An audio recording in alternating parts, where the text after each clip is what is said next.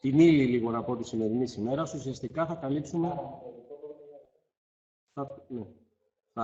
Θα καλύψουμε όλους τους υπόλοιπους αισθητήρες που συμπεριλαμβάνονται στο βασικό κουτί, δηλαδή τον αισθητήρα ήχου, τον αισθητήρα των υπερήχων και τον αισθητήρα του φωτός. Μαζί με τον αισθητήρα πίεσης που τον καλύψαμε στην προηγούμενη συνάντηση, ουσιαστικά είναι οι βασικοί αισθητήρες, αυτοί που περιέχονται στο βασικό κουτί. Πέραν από αυτούς τους 4 αισθητήρες, ο άλλος αισθητήρας που υπάρχει είναι ο αισθητήρας χρωμάτων, ο οποίος αγοράζεται έξτρα. Έχουμε, αλλά δεν έχουμε και εμείς πάρα πολλούς, έχουμε 2-3 τέτοιους αισθητήρες και ενδεχομένως σε άλλη συνάντηση να καλύψουμε και αυτόν. Με την σημερινή συνάντηση ουσιαστικά θα ολοκληρωθεί η παρουσίαση και η βασική χρήση του ρομπότ. Από εκεί και πέρα μπαίνουμε σε πιο προχωρημένα σενάρια και δραστηριότητες, καθώς και σε κατασκευαστικές ασκήσεις, που θα διεξαχθούν από την επόμενη συνάντηση. Θα ήθελα να ξέρω εάν έχετε λάβει κάποιο υποστηρικτικό υλικό που στείλαμε πάλι εν ώψη της σημερινής συνάντησης. Είχαμε στείλει κάποιες οδηγίες συναρμονίσεως κάποιων αισθητήρων κτλ.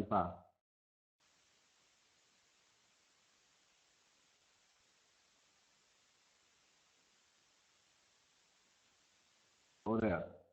Τέλεια. Οπότε, αρκετοί βλέπω εδώ. 4-5, 6-7. Όλοι λοιπόν, σχεδόν, τα 8-9, σχεδόν όλοι, νομίζω όλοι. Ωραία. Οπότε, αυτές οι οδηγίες οι σημερινές σκοπό έχουν να προσαρμόσουν τους καινούριους αισθητήρες τους σημερινούς πάλι πάνω στο ίδιο ρομποτάκι. Αυτό που θα δείξω τώρα εγώ είναι το ρομποτάκι που είχαμε από το πρώτο μας μάθημα, πάνω στο οποίο είναι προσαρμοσμένοι αυτή τη στιγμή όλοι οι αισθητήρες που θα χρησιμοποιήσουμε σήμερα.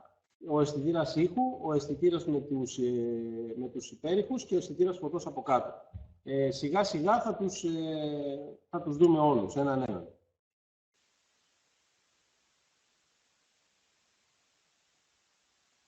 Παρά 20 έχει πάει η ώρα, νομίζω ότι μπορούμε να ξεκινάμε σιγά σιγά, Δημήτρη.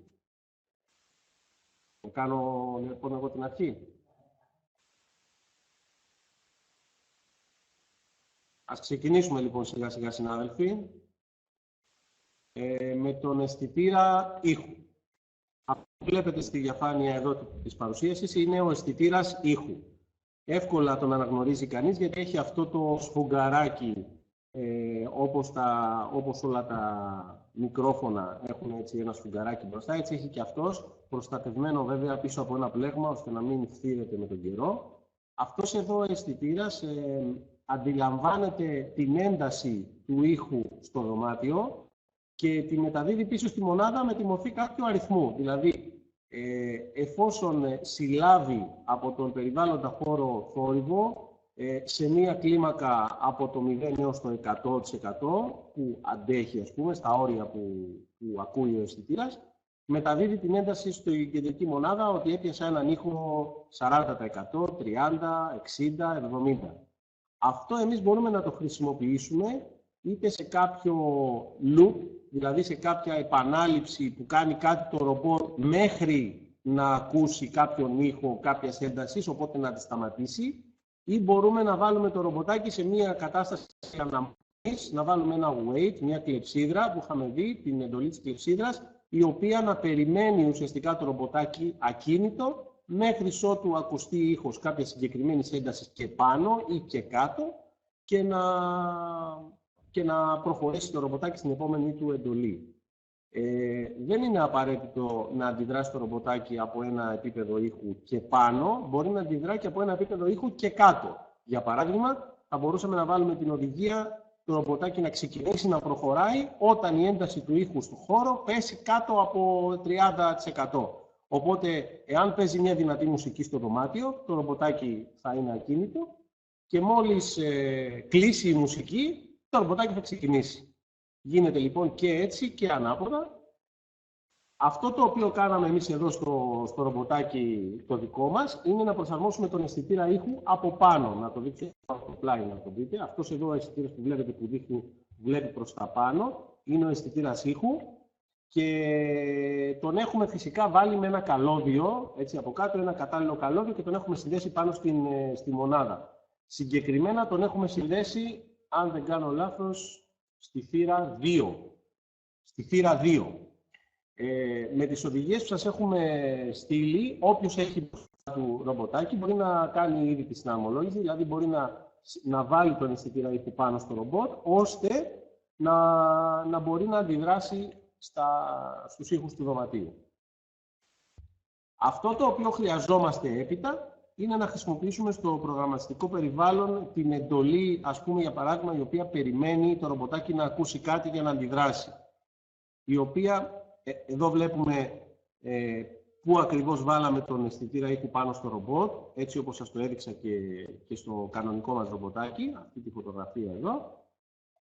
Και αυτή εδώ είναι η εντολή η οποία, στην οποία περιμένει το ρομποτάκι. Είναι μια εντολή wait, όπως βλέπετε την κλεψίδρα εδώ αριστερά. Είναι η εντολή που βάζετε πάνω στο πρόγραμμά σας, αν θέλετε το ρομποτάκι να περιμένει μέχρι ο ήχος στο δωμάτιο να ανέβει πάνω ή να κατέβει κάτω από ένα επίπεδο, ένα κατόφλι όπως το λέμε. Στα αγγλικά threshold. Λοιπόν, αυτό το οποίο κάνετε όταν βάλετε αυτή την εντολή στο περιβάλλον, θα τη δείξει και ο Δημήτρης σε λίγο που θα δείξει το desktop του. Τοποθετείτε μια τέτοια εντολή, επιλέγετε εδώ που λέει ποιος είναι αυτός που θα ελέγχει την αναμονή, γράφετε, επιλέγετε sensor, από κάτω όμως επιλέγετε sound sensor, δηλαδή αισθητήρας ήχου που έχει αυτό το εικονίδιο. Δίπλα, πολύ σημαντικό αυτό, επιλέγετε τη θύρα στην οποία έχετε συνδέσει το sound sensor. Αν επιλέξετε λάθος θύρα, δεν κάνατε τίποτα. Επιλέγουμε λοιπόν τη θύρα 2 και έπειτα επιλέγουμε το κατόφλι που θέλουμε να αντιδράσει το ρομπότ και αν θέλουμε να αντιδράσει το ρομπότ όταν ξεπεράσουμε το κατόφλι προς τα πάνω ή προς τα κάτω. Η συγκεκριμένη εντολή που βάλαμε εδώ λέει ότι το ρομπότ θα περιμένει και θα βγει από την κατάσταση αναμονής όταν ο ήχος ξεπεράσει το 47%. Ξεπεράσει το 47% της maximum έντασης. Αυτή λοιπόν είναι η εντολή. Θα τη βρείτε στην εργαλειοθήκη του προγράμματος με τις κλεψίδρες. Εκεί πέρα είναι κάπου. Θα δείτε μια κλεψίδρα με ένα μικρόφωνο. Το δείχνει και εδώ η διαφάνεια. Ενώ αντίθετα, δεν πρέπει να το συγχαίουμε με αυτή την εντολή, η οποία είναι μία άλλη εντολή που την συναντάμε σε άλλο σημείο της εργαλειοθήκης. Αυτή η εντολή δεν έχει να κάνει με τον αισθητήρα ήχου, έχει να κάνει με τη μονάδα κεντρική, η οποία έχει τη δυνατότητα να παίζει κάποιους ήχους. Όταν θέλουμε το ρομποτάκι μας να παίζει κάποιους ήχους την ώρα που, σαν μέρος του προγραμματισμού του, δηλαδή την ώρα που προχωράει να παίζει κάποιον ήχο ή όταν σταματήσει να παίξει κάποιον ήχο ή όταν συναντήσει ένα εμπόδιο να παίξει κάποιον ήχο, η εντολή που του λέει παίξει κάποιον ήχο είναι αυτό εδώ το πράσινο εικονίδιο. Το πράσινο εικονίδιο με το ηχιάκι. Αυτό λοιπόν το εικονίδιο λέει στο ρομπότ παίξει κάποιον ήχο. Οι ήχοι παίζονται από το ηχείο της κεντρικάδας και όχι από τον αισθητήρα. Και όπως βλέπετε εδώ υπάρχουν οι ρυθμίσεις στις οποίες μπορείτε να του πείτε να παίξει ή να σταματήσει έναν ήχο που παίζει, την ένταση και να επιλέξετε ποιον ήχο θα παίξει από τη συλλογή με τους ήχους που έχει το περιβάλλον της LEGO. Επίσης, σημαντική είναι η τελευταία παράμετρος, εδώ στην εντολή παίξε ήχο, αυτή η οποία τσεκάρουμε ή όχι την επιλογή να περιμένει το ρομπότ να τελειώσει ο ήχος για να πάει στην επόμενη εντολή. Αν αυτό είναι τσεκαρισμένο λοιπόν, το ρομπότ δεν προχωράει παρακάτω στο πρόγραμμά του αν δεν τελειώσει ο ήχος και αν ο ήχος κρατάει 1 λεπτό, το ρομπότ θα περιμένει εκεί 1 λεπτό, θα τελειώσει ο ήχος και μετά θα προχωρήσει. Αν όμως δεν είναι τσεκαρισμένο αυτό, τότε ξεκινάει να παίζει ο ήχος και το ρομπότ προχωράει κανονικά στην επόμενη εντολή του. Μπορεί να προχωρήσει, να στρίψει, να κάνει κάτι άλλο, όση ώρα παίζει ο ήχος. Δεν πρέπει λοιπόν να συγχαίουμε αυτή την εντολή με την εντολή που δείξαμε πριν, με την κλεψίδρα, η οποία έχει να κάνει με τον αισθητήρα.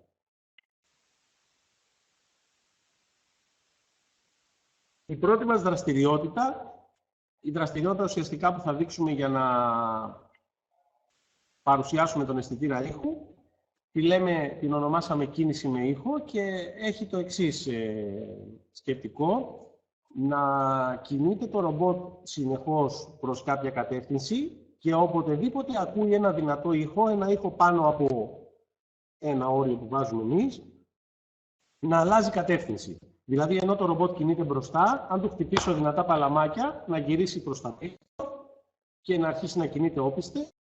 Αν ξανακούσει άλλο ένα, να ξαναπάει πάλι μπροστά και πάλι πίσω και πάλι μπροστά. Κάθε φορά που ακούει ήχο, δηλαδή δυνατό, να αλλάζει κατεύθυνση.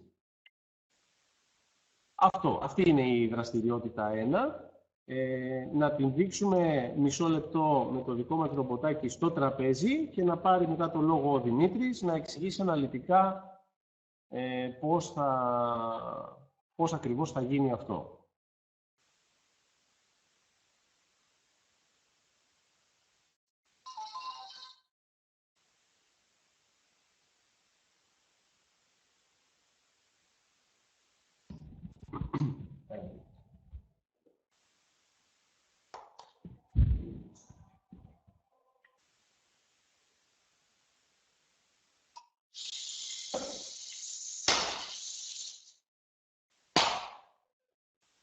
Ναι.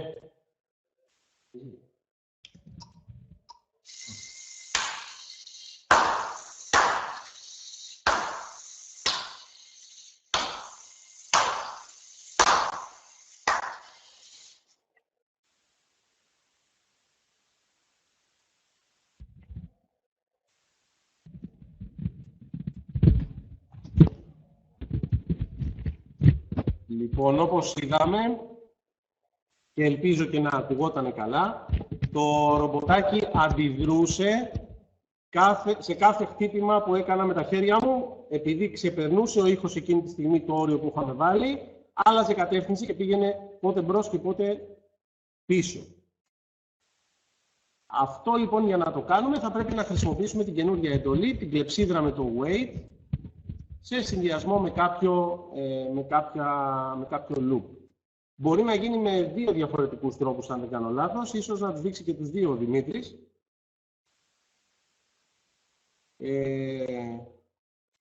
Όσο σκέφτεστε ή προσπαθείτε κάποιοι από εσάς, αν έχετε ρομποτάκι, το πώς θα λυθεί αυτό το συγκεκριμένο πρόβλημα, να δώσω το λόγο στον Δημήτρη, αν έχει κάτι να εξηγήσει και σιγά σιγά να δείξουμε και στο περιβάλλον το προγραμματιστικό τι ακριβώς πρέπει να γίνει.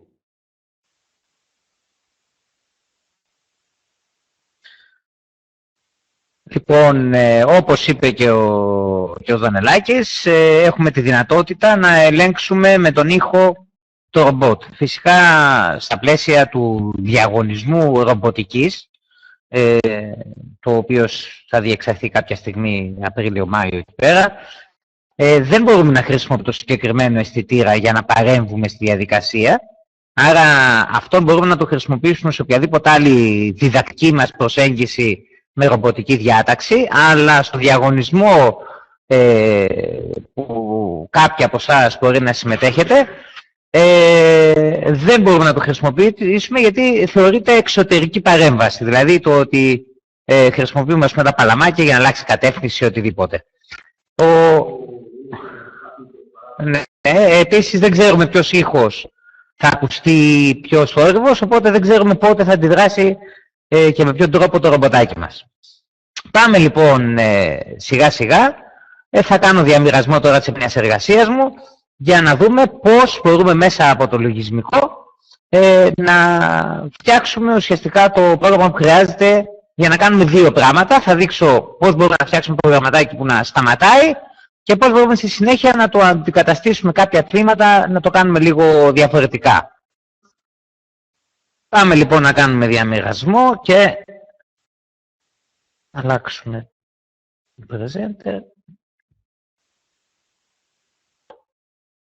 Πρέπει να βλέπουμε την επιφάνεια εργασίας μας. Αν δεν έχει έρθει ακόμα θα καθυστερήσει μερικά δευτερόλεπτα.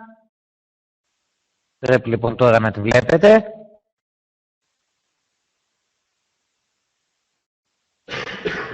Είμαστε. Οκ. Έχουμε λοιπόν εδώ το περιβάλλον μας. Να θυμίσουμε λίγο, τα είχαμε πει και στην πρώτη συνάντηση. Στο αριστερό μέρος, εδώ, έχουμε με τα εργαλεία που θα χρησιμοποιήσουμε αυτά. Και φυσικά με τα λίγο πιο σύνθετα, τα οποία θα τα δούμε σε επόμενο μάθημα. Και την τρίτη που έχει τα blocks, τα οποία θα τα δούμε κατά πάσα πιθανότητα στο τελευταίο μάθημα, να κάνουμε μια συνάντηση. Πάμε λοιπόν στα πρώτα πάλι.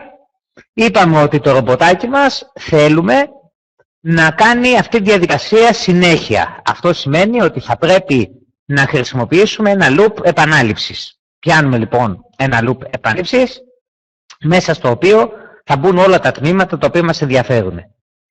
Ο αισθητήρας ο οποίος θα χρησιμοποιήσουμε, είπαμε ότι θα το δούμε με έναν τρόπο, θα το δούμε και με δεύτερο στη συνέχεια, είναι ο αισθητήρας ο οποίος το βρίσκουμε εδώ στα weight στοιχεία, στην κλεψίδρα, και είναι αυτό με το μικρόφωνο. Τραβώντας το λοιπόν, το βάζουμε εδώ. Τι θέλουμε να κάνει? Θέλουμε το ρομπάκι να περιμένει μέχρι που να ακούσει έναν ήχο, οπότε εδώ πέρα λοιπόν μέχρι ο ήχος να περάσει το 75%, να το βάλουμε εδώ, μέχρι ο ήχος να περάσει το 75%, να μην κάνει τίποτα. Μόλις λοιπόν ακουστεί ένας ήχος, θέλουμε το ρομποτάκι μας να κινηθεί μπροστά. Στη συνέχεια αυτό θα το κάνει μέχρι που να ακούσει κάποιον άλλον ήχο. Οπότε θα πρέπει να πάρουμε ξανά έναν αισθητήρα ήχου και να τον τοποθετήσουμε εδώ. Όταν λοιπόν ξανακούσει έναν ήχο ο οποίος είναι στο 75%, τότε ουσιαστικά το ρομποτάκι μας θα πρέπει να κάνει τη δεύτερη διαδικασία. Βλέπουμε εδώ ότι έχουμε δώσει κατεύθυνση στο ρομποτάκι μας μπροστά. Θα βάλουμε εδώ να είναι και unlimited, όχι rotations. Εντάξει, ότι θα προχωράει συνέχεια μέχρι να ακούσει τον επόμενο ήχο. Και μπορώ να κάνω και αντιγραφή με Ctrl-C και Ctrl-V το στοιχείο. Το βάζω μετά. Τι κάνει λοιπόν τώρα? Εδώ βλέπουμε ότι θα συνεχίσει προς την ίδια κατεύθυνση, άρα θα πρέπει να πάμε να αλλάξουμε την κατεύθυνση στο ρομποτάκι μας. Βλέπετε ότι έβαλα την αντίθετη κατεύθυνση με τον κινητήρα Unlimited. Αυτό λοιπόν εδώ σημαίνει ότι όταν ακούει τον ήχο τη δεύτερη φορά θα πηγαίνει αντίθετα.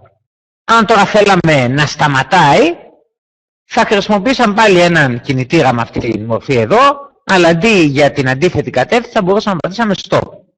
Τι θα κάνει τώρα? Σε αυτή την περίπτωση θα ξεκινάει μόλις ακούσει έναν ήχο, θα προχωράει μέχρι που να ακούσει ένα δεύτερο ήχο και στη συνέχεια θα σταματάει. Όχι αυτό που είδαμε, αυτό είναι μια παραλλαγή. Εμείς θα συνεχίσουμε να πάμε στην αντίθετη κατεύθυνση.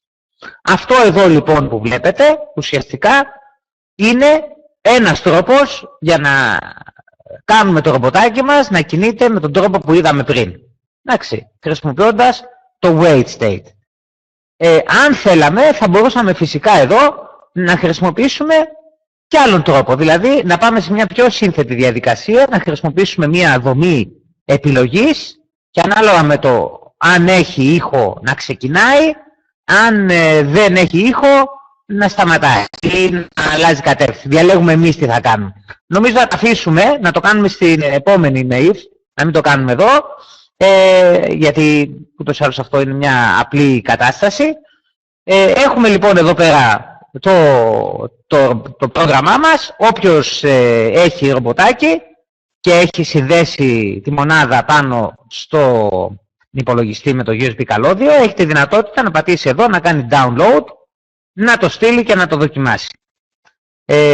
Καλό είναι σε όσους έχουν ρομποτάκι να έχουν και μια επιφάνεια αρκετά μεγάλη, ένα τραπέζι, ένα μπάνκο, για να μπορούν να το βάζουν πάνω να το δουλεύουν, γιατί αν δεν έχεις χώρο είναι λίγο δύσκολο.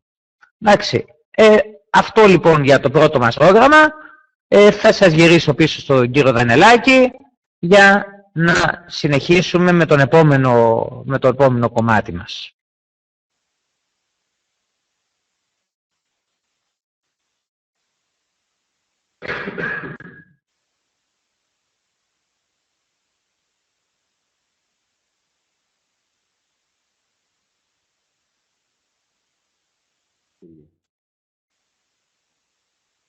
Λοιπόν, νομίζω εγώ ακούγομαι τώρα. Να ρωτήσω εάν υπάρχει κάποια απορία ή κάποια ερώτηση για τον τρόπο με τον οποίο δουλεύουμε τον αισθητήρα ήχου. Εάν κάποιος θέλει να ρωτήσει κάτι μέσα στο επόμενο μισό λεπτάκι, να γράψει κάτι ή να σηκώσει ένα χεράκι ώστε να ακούσουμε την ερώτηση, ιδάλλως να πάμε στο επόμενο.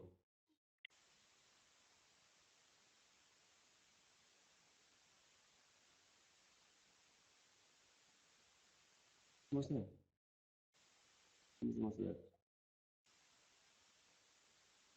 Ωραία. Λοιπόν, ο επόμενος αισθητήρας είναι ένας πολύ ενδιαφέρον αισθητήρας και πάρα πολύ χρήσιμος στο διαγωνισμό της ρομποτικής. Είναι ο αισθητήρας της απόστασης. Ο αισθητήρας με τους υπέρηχους. Ο αισθητήρας αυτός είναι και πολύ ωραίος οπτικά, μοιάζει με δύο μάτια του ρομπότ. Λειτουργεί με υπέρηχους ακριβώς με τον ίδιο τρόπο που λειτουργούν τα μηχανήματα τα ιατρικά με τους υπέρηχους ή το ραντάρ ενός αεροπλάνου, το σόναρ ενός υποβρυχίου και όλα τα σχετικά. Βλέπετε ο Δημήτρης, ο κύριος Κλαβογέννης δείχνει από πολύ κοντά τον αισθητήρα αυτό. Λοιπόν, αυτός εδώ λοιπόν ο αισθητήρας ανιχνεύει σε πόση απόσταση μπροστά του υπάρχει κάποιο εμπόδιο. Κάτι δηλαδή που αντανακλά τους υπέρηχους που στέλνει. Στέλνει υπέρηχους συνεχώς. Αυτοί χτυπάνε στα αντικείμενα του δωματίου που είναι κοντά στο ρομπότ και επιστρέφουν πίσω. Από το χρόνο που κάνουν να πάνε και έρθουν, το ρομπότ αντιλαμβάνεται σε πόση απόσταση περίπου μπροστά του υπάρχει το εμπόδιο. Δεν είναι φυσικά κανένα μεγάλης εμβέλειας ραντάρ ώστε να μπορεί να πιάσει αντικείμενα πολύ μακριά. Νομίζω η μέγιστη εμβέλειά του δεν νομίζω να είναι παραπάνω από 50 εκατοστά, μισό μέτρο, κάπου εκεί γύρω.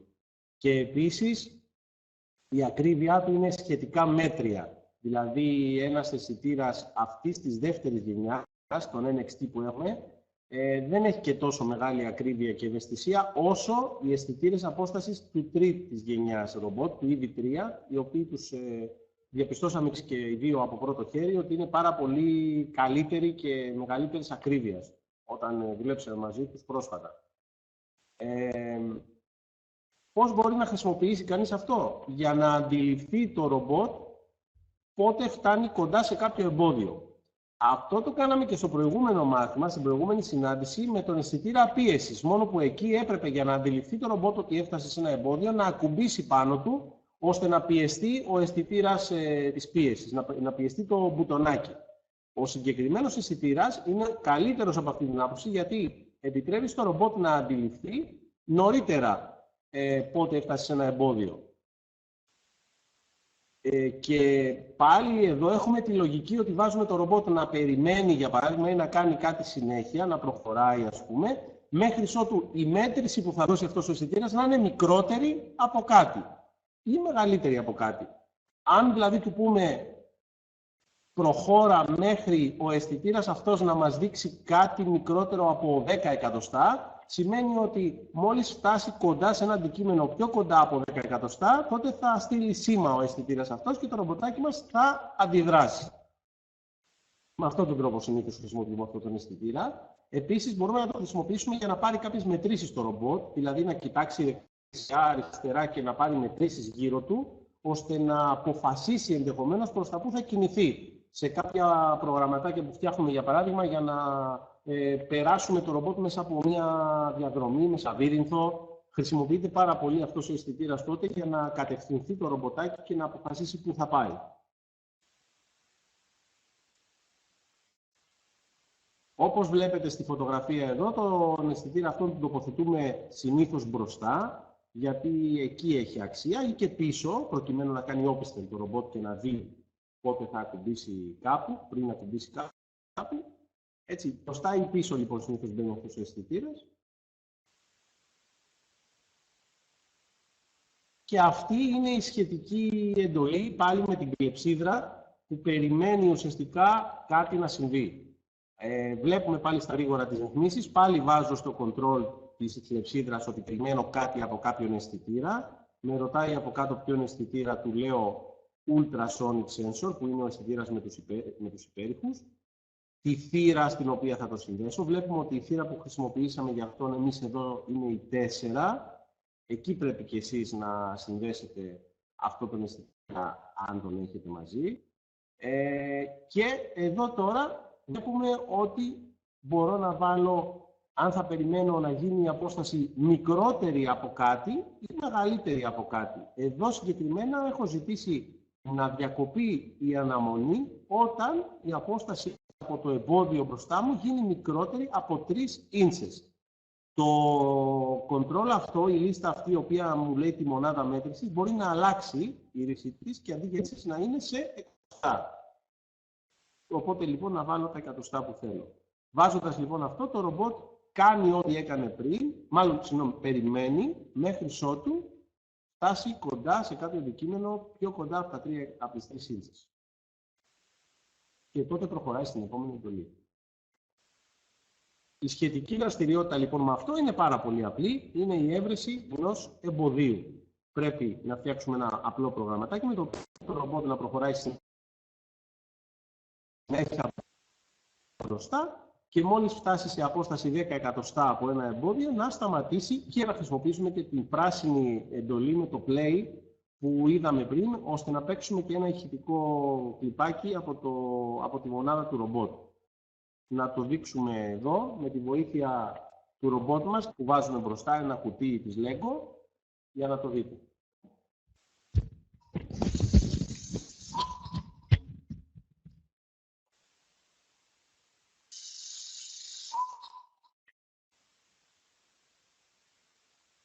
Βλέπουμε λοιπόν ότι κινείται, μόλις πλησιάσει, σταματάει. Ακούγεται και ο ήχος.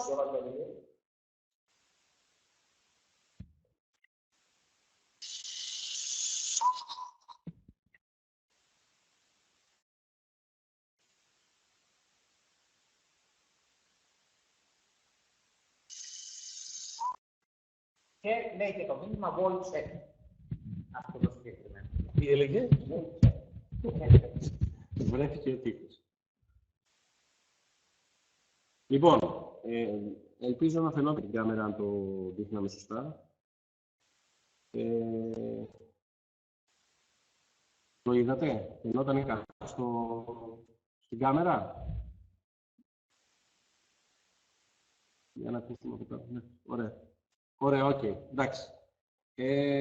Λοιπόν,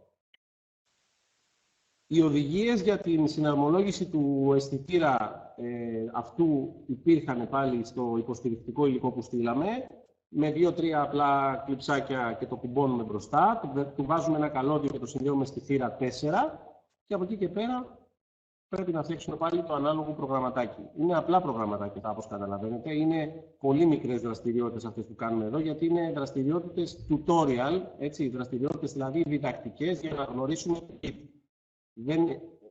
Δεν αποτελούν από μόνες τους σενάρια ολόκληρα. Έτσι. Ο Δημήτρης θα πάρει το λόγο, ο κύριος Κλαβογέννης. Λοιπόν, ουσιαστικά τώρα θα πρέπει να δούμε το πρόγραμμα το οποίο θα κάνουμε. Εγώ θα δώσω 2 εκδοχές του προγράμματος. Η μία θα είναι αυτό που λέει και στη δραστηριότητα θα είναι με χρήση loop και μία ουσιαστικά χωρίς χρήση loop που θα γίνει με την wait, αυτή που είδαμε. Να περάσουμε να δούμε και τα 2 στοιχεία. Θα κάνω λοιπόν διαμοιρασμό της επιφάνειας εργασίας. Να περάσουμε λοιπόν στο NXT.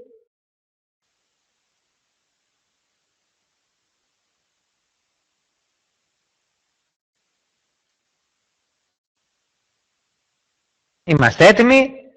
Εδώ λοιπόν πάλι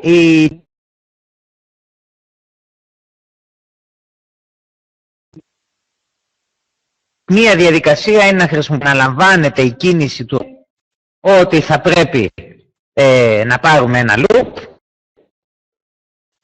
να το βάλουμε εδώ, να βάλουμε ένα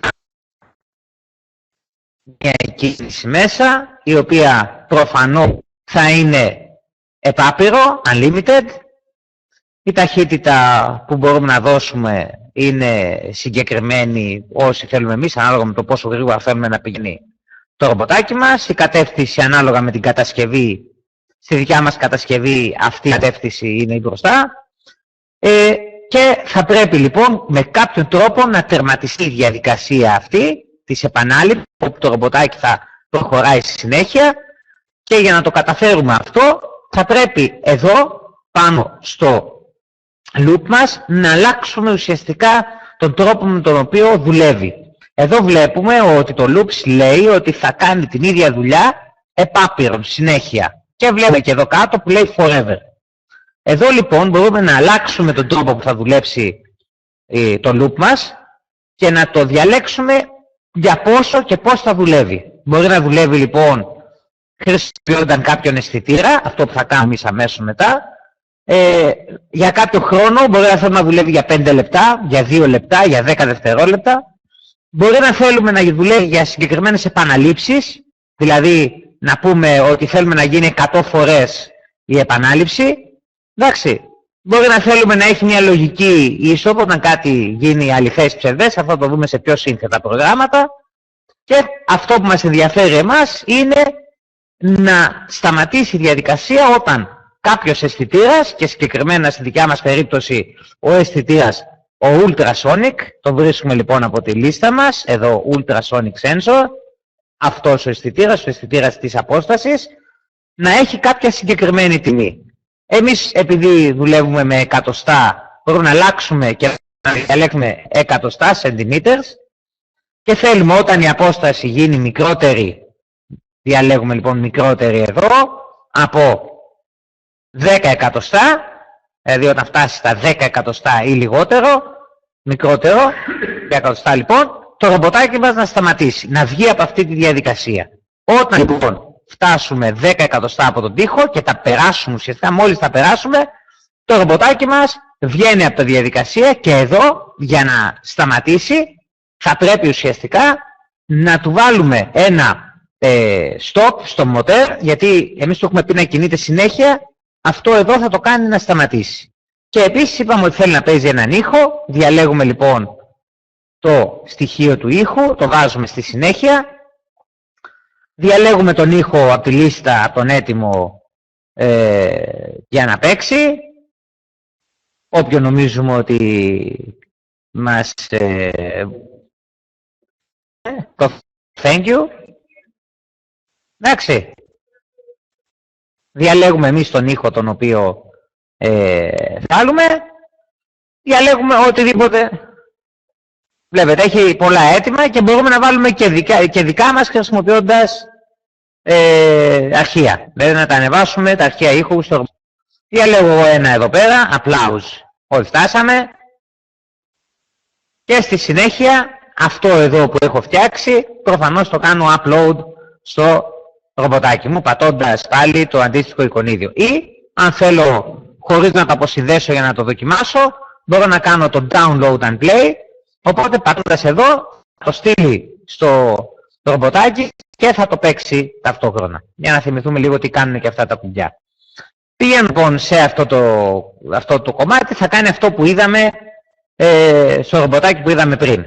Τώρα, αυτό μπορούμε να το κάνουμε και με άλλον τρόπο. Δηλαδή, αντί να χρησιμοποιήσουμε εδώ πέρα το loop, το οποίο φυσικά είναι το πιο λογικό στον προγραμματισμό, μπορούμε να χρησιμοποιήσουμε αντί για αυτό ένα wait το distance. Να βάλουμε λοιπόν το ρομποτάκι μας να κινείται μέχρι που ο αισθητήρας απόστασης να φτάσει σε απόσταση μικρότερη των 10 εκατοστών. Αυτό λοιπόν πάλι, ναι, εδώ θα το βάλουμε προφανώς να είναι unlimited. Τι θα κάνει αυτό εδώ? Θα αρχίσει το ρομποτάκι να προχωράει μέχρι ότου ο αισθητήρας απενεργοποιηθεί ουσιαστικά στο wait state και φτάσει τα 10 εκατοστά, φτάσει σε απόσταση μικρότερη από 10 εκατοστά, οπότε θα σταματήσει τον κινητήρα και θα παίξει τον ήχο. Έχουμε λοιπόν δύο τρόπους να το κάνουμε. Ο ένας είναι με αυτά εδώ που είδαμε που τα βγάζω τώρα και ο άλλος είναι με αυτό εδώ που θα το ξαναβάλω πίσω. Βλέπετε ότι μπορούμε να πιάνουμε και κομμάτια και να τα μεταφέρουμε. Σας το δείχνω ξανά ότι μπορούμε να πιάσουμε ολόκληρο, βλέπετε, πιάνοντας το loop και ό,τι περιέχει και να το ξαναβάλουμε εκεί. Αυτό λοιπόν εδώ ο κώδικας ή αντικαθιστώντας αυτό εδώ το στοιχείο μετά από κάτω μας κάνει την ίδια ακριβώς δουλειά και φυσικά ελέγχουμε το πότε θα σταματήσει το ρομποτάκι με τη χρήση του αισθητήρα απόστασης. Πάμε να γυρίσουμε λοιπόν στο περιβάλλον της τηλεκπαίδευσης.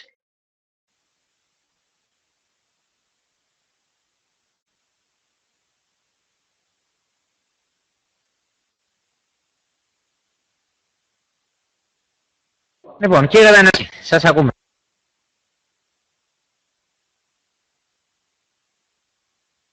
Ωραία. Λοιπόν,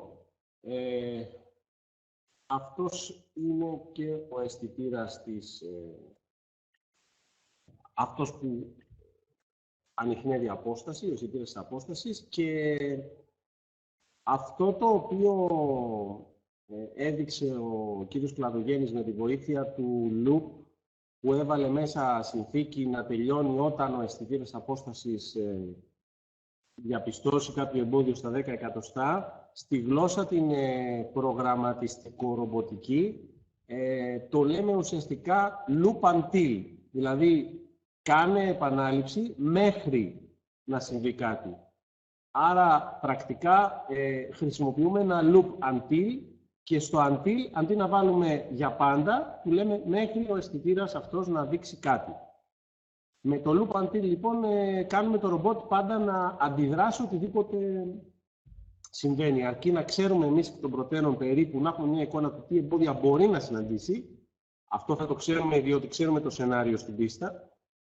Και έτσι μπορούμε να φτιάξουμε το προγραμματάκι μας να είναι έτοιμο και να είναι έτοιμο το ρομπότ μας να αντιμετωπίσει ό,τι συναντήσει μπροστά του. Η πρόκληση που είναι μια δυσκολότερη λίγο εκδοχή, ας πούμε, όλων αυτών που έχουμε συζητήσει μέχρι τώρα, είναι αυτό που το λέμε μαγική όθηση, μαγικό σπρώξιμο, το magic push. Δηλαδή, θέλουμε να κάνουμε το ρομποτάκι μας να είναι ακίνητο στο τραπέζι και να περιμένει και με το που πλησιάζουμε το χέρι μας κοντά του, μέχρι 10-15 εκατοστά κοντά στο ρομπότ, το ρομπότ να απομακρύνεται από μας, σαν να το σπρώξαμε με μια νοητή δύναμη.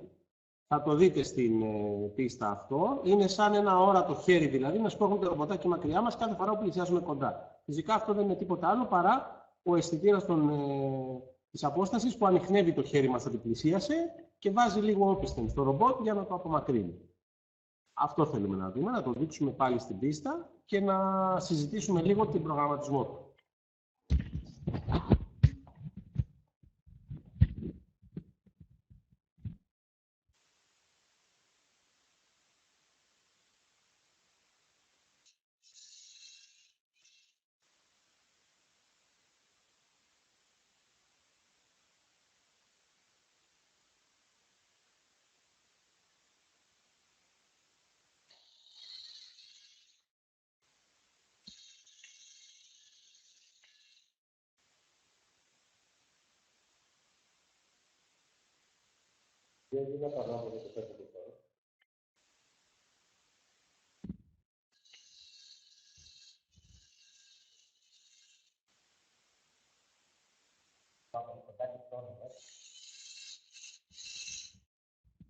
Ωραία.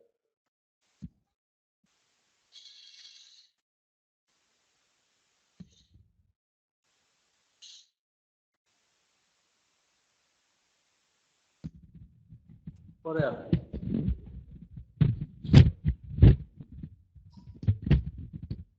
Ελπίζω να το δείξαμε σωστά πάλι. Να μην το χάσατε στην κάμερα αυτό.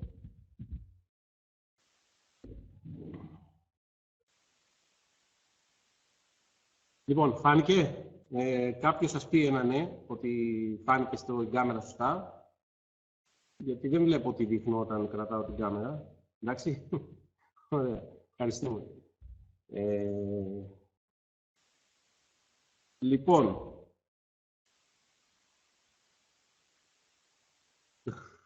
ναι, η αλήθεια είναι πολύ... Η αλήθεια είναι πολύ εντυπωσιακό αυτό, γιατί είναι σαν ένα αόρατο χέρι, έτσι, με τη βοήθεια της δύναμης από το Star Wars, που σπρώχνει το ρομποτάκι μπροστά. Πολύ σωστά. Εντάξει, είναι η δύναμη του ατόμου. Ναι, αυτό είναι ένα πολύ καλό σενάριο για τους μαθητές. Είναι από τα αγαπημένα τους αυτό. Δηλαδή, όταν το δείχνουμε, προφανώς είναι εντυπωσιακό. Τέτοια θέλουν για να τους τσιμπήσουμε κιόλας, να τους τσικνίσουμε να είναι έτσι πιο δυνατοί μετά.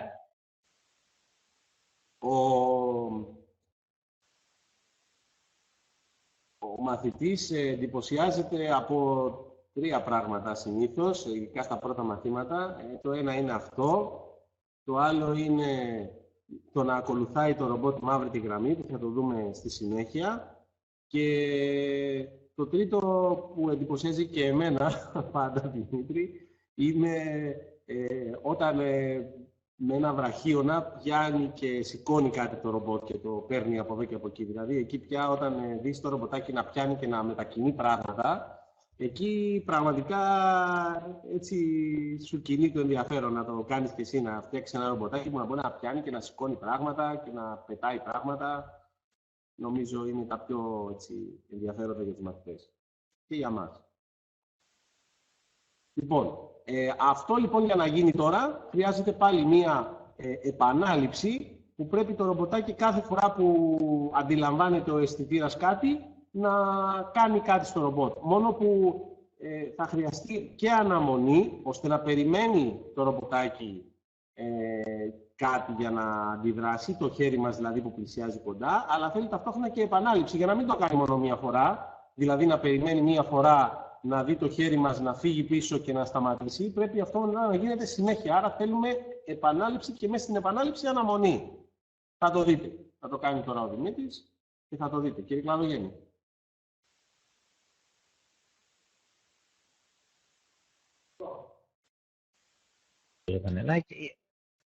Με ακούτε λοιπόν τώρα. Ο τρόπος που μπορούμε να κάνουμε πάλι το συγκεκριμένο πρόγραμμα δεν είναι ένας, έχει αρκετές διαφορετικές εκδοχές. Θα περάσουμε πάλι να δούμε μερικές από αυτές, να σκεφτούμε και να συζητήσουμε κιόλας αν θέλετε γιατί και πώς δουλεύουν. Είναι κάτι το οποίο καλό θα είναι όποιος έχει απορίες να το λέει, δεν είναι κακό το πώς δουλεύουν κάποιες εντολές στον προγραμματισμό. Προφανώς εμείς γι' αυτό είμαστε εδώ, ό,τι χρειάζεστε.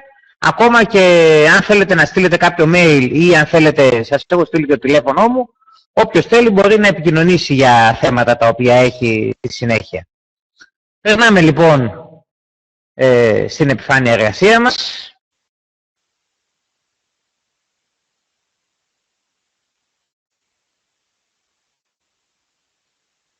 Είμαστε εδώ, ας φτιάξουμε ένα νέο πρόγραμμα. Προφανώς το ρομποτάκι μας είδαμε ότι το κάνει συνέχεια αυτό και όποτε θέλουμε κάτι να γίνεται συνέχεια είναι απαραίτητο να χρησιμοποιούμε ένα loop. Πιάνω λοιπόν το loop, το βάζω εδώ για να προχωρήσουμε. Τώρα θα πάμε να δείξουμε το πιο εύκολο τρόπο, τον οποίο έχει τα λιγότερα ουσιαστικά νέα στοιχεία. Για να ξεκινήσουμε με αυτό. Είναι ο τρόπος χρησιμοποιώντας ουσιαστικά τον αισθητήρα με weight. Τι θέλουμε λοιπόν να κάνει το ρομποτάκι μας? Θέλουμε αρχικά να κάθεται ακίνητο. Θέλουμε λοιπόν να περιμένει μέχρι που η απόσταση του αισθητήρα μας να είναι περίπου 15. Εγώ θα βάλω 20 εκατοστά εδώ, στα 20 εκατοστά. Όσο λοιπόν το ρομποτάκι μας δεν έχει πλησιάσει τίποτα στα 20 εκατοστά, τι κάνει? Δεν κάνει τίποτα. Μόλις λοιπόν φτάσει κάτι στα 20 εκατοστά, πρέπει το ρομποτάκι μας να αρχίσει να κινείται. Οπότε εκ των πραγμάτων παίρνουμε ένα motor, το οποίο προφανώς το βάζουμε ξανά στο Unlimited. Η κατεύθυνσή του είπαμε ότι αυτή είναι μπροστά, οπότε θα πάει πίσω, θα το βάλουμε ανάποδα. Και πότε θέλουμε να σταματήσει το ρομποτάκι? Να σταματήσει το ρομποτάκι όταν ουσιαστικά η απόσταση από τον αισθητήρα γίνει μεγαλύτερη από 20 εκατοστά. Δηλαδή εμείς θα παίζουμε μόλις γίνει μικρότερη να ξεκινάει, μόλις γίνει ξανά μεγαλύτερη να σταματάει. Άρα θέλουμε ξανά ένα αισθητήρα, βάζουμε λοιπόν ξανά ένα αισθητήρα απόστασης, που εδώ θα είναι το ανάποδο. Δεν θέλουμε να είναι μικρότερο, αλλά θέλουμε να είναι μεγαλύτερο. Μεγαλύτερο από 20 εκατοστά. Να είμαστε. Άρα όταν η απόσταση γίνει μεγαλύτερη από 20 εκατοστά, τότε το ρομποτάκι μας τι θα κάνει? Είπαμε, θα σταματήσει. Για να σταματήσει, δεν το κάνει μόνο του, προφανώς πρέπει να πούμε εμείς stop. Να το. Τι κάνει λοιπόν τώρα? Για να δούμε τη διαδικασία. Έχουμε μια δομή επανάληψης. Μόλις φτάσει σε αυτό το σημείο, περιμένει μέχρι που να ξεκινήσει το μοτέρ. Προχωράει ουσιαστικά μέχρι που να μεγαλώσει η απόσταση και να γίνει μεγαλύτερη από 20 εκατοστά. Και μόλις γίνει μεγαλύτερη από 20 εκατοστά, ξανασταματάει. Οπότε, εκ των πραγμάτων, αυτό θα επαναληφθεί επάπειρον. Οπότε όσο έχουμε το χέρι μας και πλησιάζει, τόσο αυτό θα πηγαίνει πίσω. Μόλις το απομακρύνουμε το χέρι μας, θα σταματήσει και το ρομποτάκι. Μία πιο προχωρημένη...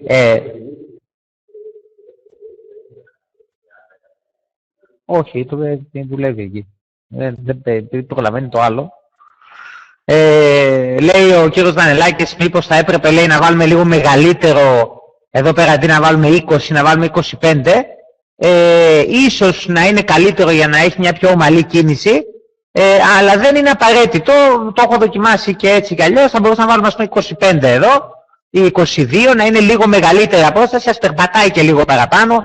Δεν πειράζει, απλώς για να έχουμε σίγουρο. Και κάτι το οποίο θα πρέπει να βάλουμε εδώ στο stop, να μην βάλουμε το break, να βάλουμε coast, ώστε όταν φύγει το χέρι να μην κοκαλώσει, να ρολάρει σιγά σιγά. Αυτό κάνει το coast. Εντάξει, οπότε εδώ βάζουμε coast όταν θέλουμε να μην κοκαλώσει το ρομποτάκι, αλλά να ρολάρει λίγο ακόμα με την αδράνεια. Αυτό λοιπόν είναι το στοιχείο που μας ενδιαφέρει. Εκ των πραγμάτων λοιπόν, με αυτό ολοκληρώνεται το ένα πρόγραμμα. Τώρα θα πάμε να δούμε πώς αλλιώς θα μπορούσαμε να το κάνουμε. Θα μπορούσαμε ουσιαστικά αυτά εδώ τα στοιχεία να τα αντικαταστήσουμε με μια νέα δομή, τη δομή if. Η δομή if λοιπόν είναι ή το switch, όπως λέει εδώ κάτω, το οποίο είναι η δομή επιλογής. Να διαλέξουμε τι θα κάνει το ρομποτάκι ανάλογα με κάποια συνθήκη. Ας βάλω ένα switch εδώ, να δούμε τι είναι αυτό. Να το switch μας έχει λοιπόν δύο κατευθύνσεις. Ποιος αισθητήρας είναι αυτός που χρησιμοποιείται? Είναι ο αισθητήρας απόστασης. Πάμε λοιπόν εδώ κάτω και αντί για τον αισθητήρα touch που έχει, διαλέγουμε τον ultrasonic. Είμαστε τώρα λοιπόν με ultrasonic. Τι θέλουμε να κάνει ο αισθητήρας μας? Αν η απόσταση είναι μικρότερη των 20 εκατοστών,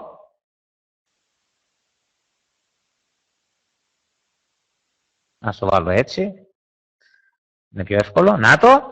Αν η απόσταση είναι μικρότερη των 20 εκατοστών, που είναι το πάνω, αυτό είναι το λουλουδάκι εδώ, βλέπετε, είναι το μάκρο που λέμε, τότε θέλουμε να προχωράει. Και αν η απόσταση είναι μεγαλύτερη των 20 εκατοστών, τότε να σταματάει. Προφανώς αυτά εδώ τα δύο δεν τα χρειαζόμαστε. Αυτό εδώ λοιπόν είναι η δεύτερη εκδοχή, αυτή που θα έλεγα εγώ η πιο δομημένη προγραμματιστικά. Οι προγραμματιστές αυτοί θα επιλέγανε στα διαδικασία και όχι αυτή με τα wait που είδαμε, η οποία κάνει ακριβώς το ίδιο. Υπάρχει και άλλος τρόπος. Μπορούσαμε να χρησιμοποιήσουμε και δύο δομές επανάληψης, τη μία μέσα την άλλη. Δεν θα σας το δείξω αυτό. Σας λέω όμως υπάρχει και τρίτος τρόπος. Εντάξει, και τέταρτος ίσως, αν κάποιος δοκιμάσει να κάνει συνδυασμούς από αυτά. Αυτός λοιπόν είναι, πιστεύω εγώ, ο πιο ενδεδειγμένος τρόπος και ίσως είναι και πιο καλός για τον προγραμματισμό σας. Στη συνέχεια. Θα το δείτε κι εσείς όσοι ασχοληθείτε.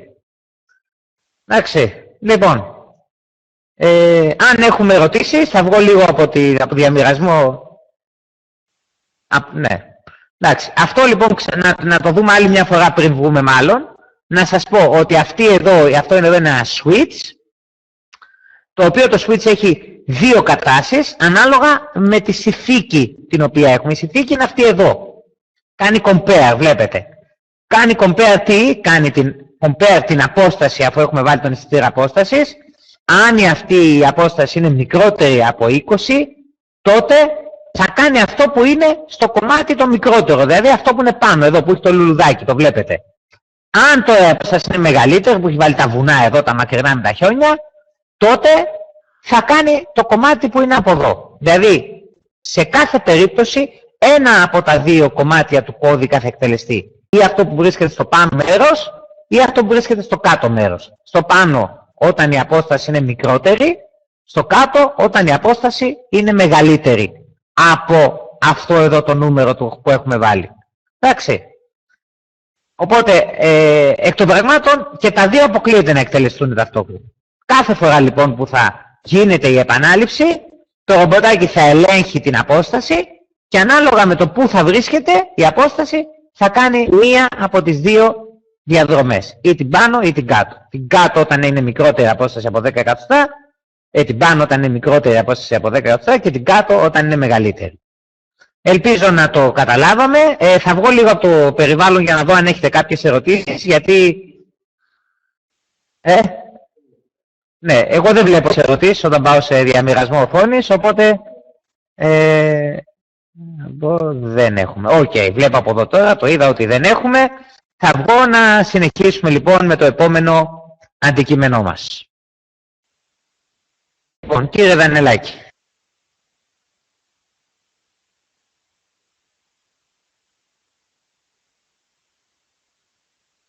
Ωραία. Άψογα το παρουσίασε ο Δημήτρης, το θέμα. Πολύ, πολύ εμπεριστατωμένα, πολύ ωραία. Το κομμάτι με το if, με την εντολή αν. Αυτός λοιπόν ήταν και ο πρώτο τελευταίος μας αισθητήρας. Έχουμε καλύψει μέχρι τώρα τον αισθητήρα της αφής στο προηγούμενο μάθημα και σήμερα ήδη είδαμε δύο αισθητήρες, τον αισθητήρα του ήχου και της απόστασης. Ο τελευταίος μας αισθητήρας που βρίσκεται μέσα σε αυτό το ωραίο κουτί της Lego είναι ο αισθητήρας φωτός. Εδώ στη φωτογραφία που έχουμε επιλέξει για τη διαφάνεια δεν φαίνεται μπροστά ο αισθητήρας πως είναι, οπότε να πάω να φέρω έναν, να τον δείτε ακριβώς πως είναι μπροστά.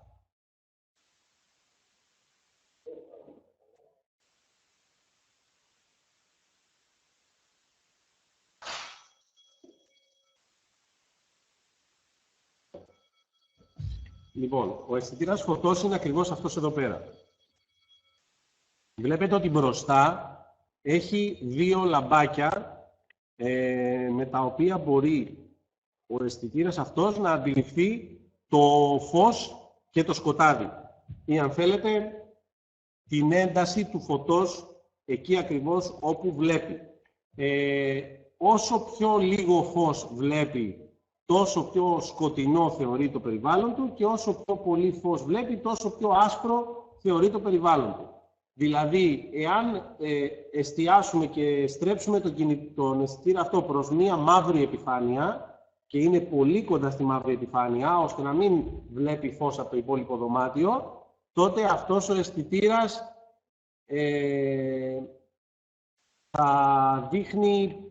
θα δώσει μέτρηση στη μονάδα πάρα πολύ κοντά στο 0, σαν να λέμε φως 0. Ενώ, εάν το στρέψουμε προς μια πάρα πολύ φωτεινή επιφάνεια, για παράδειγμα, ξέρω εγώ τον πίνακα που είναι πίσω μου ή τον τοίχο που είναι ολόασπρος και έχει καλό φως στο δωμάτιο, τότε θα μας δώσει μια μέτρηση κοντά στο 100. Επειδή είναι πάρα πολύ φωτεινή επιφάνεια, ολόασπρη και είναι το maximum που μπορεί να πιάσει από φως. Άρα αυτός ο αισθητήρας, προσέξτε να μην τον μπερδέψουμε, δεν αντιλαμβάνεται χρώματα, αντιλαμβάνεται φως ή απουσία φωτός. Αντιλαμβάνεται αυτό που λέμε το contrast, μάλλον με συγχωρείτε, τη φωτεινότητα, ανάμεσα δηλαδή στο άσπρο και στο μαύρο, τη φωτεινότητα από το 0 έως το 100. Τι μπορεί κανείς να κάνει με αυτό τον αισθητήρα? Μπορεί να τον χρησιμοποιήσει, συνήθως τον χρησιμοποιούμε, για να ανιχνεύσουμε την άσπρη και τη μαύρη επιφάνεια πάνω στην πίστα. Οι πίστες που χρησιμοποιούνται στους έχουν συνήθως άσπρη επιφάνεια στην οποία κινείται ελεύθερα το ρομπότ και μαύρες γραμμές στις οποίες υποτίθεται το ρομπότ τις χρησιμοποιεί σαν σημάδια για να ξέρει πού να στύψει και πού να φτάσει. Σε στρατηγικά σημεία πάνω στις πίστες, συνήθως οι κατασκευαστές από τις πίστες και αυτοί που βάζουν τα θέματα στους διαγωνισμούς βάζουν μαύρη χοντρή γραμμή, ώστε το ρομποτάκι με έναν αισθητήρα τέτοιο, ο οποίος είναι στραμμένος προς το πάτωμα και βλέπει χαμηλά και ακολουθεί κάτω το πάτωμα, να βλέπει τη μαύρη τη γραμμή και να σταματάει ή να στρίβει ή να πιάνει κάτι, να αντιλαμβάνεται δηλαδή ακριβώς πότε έφτασε στο σωστό σημείο.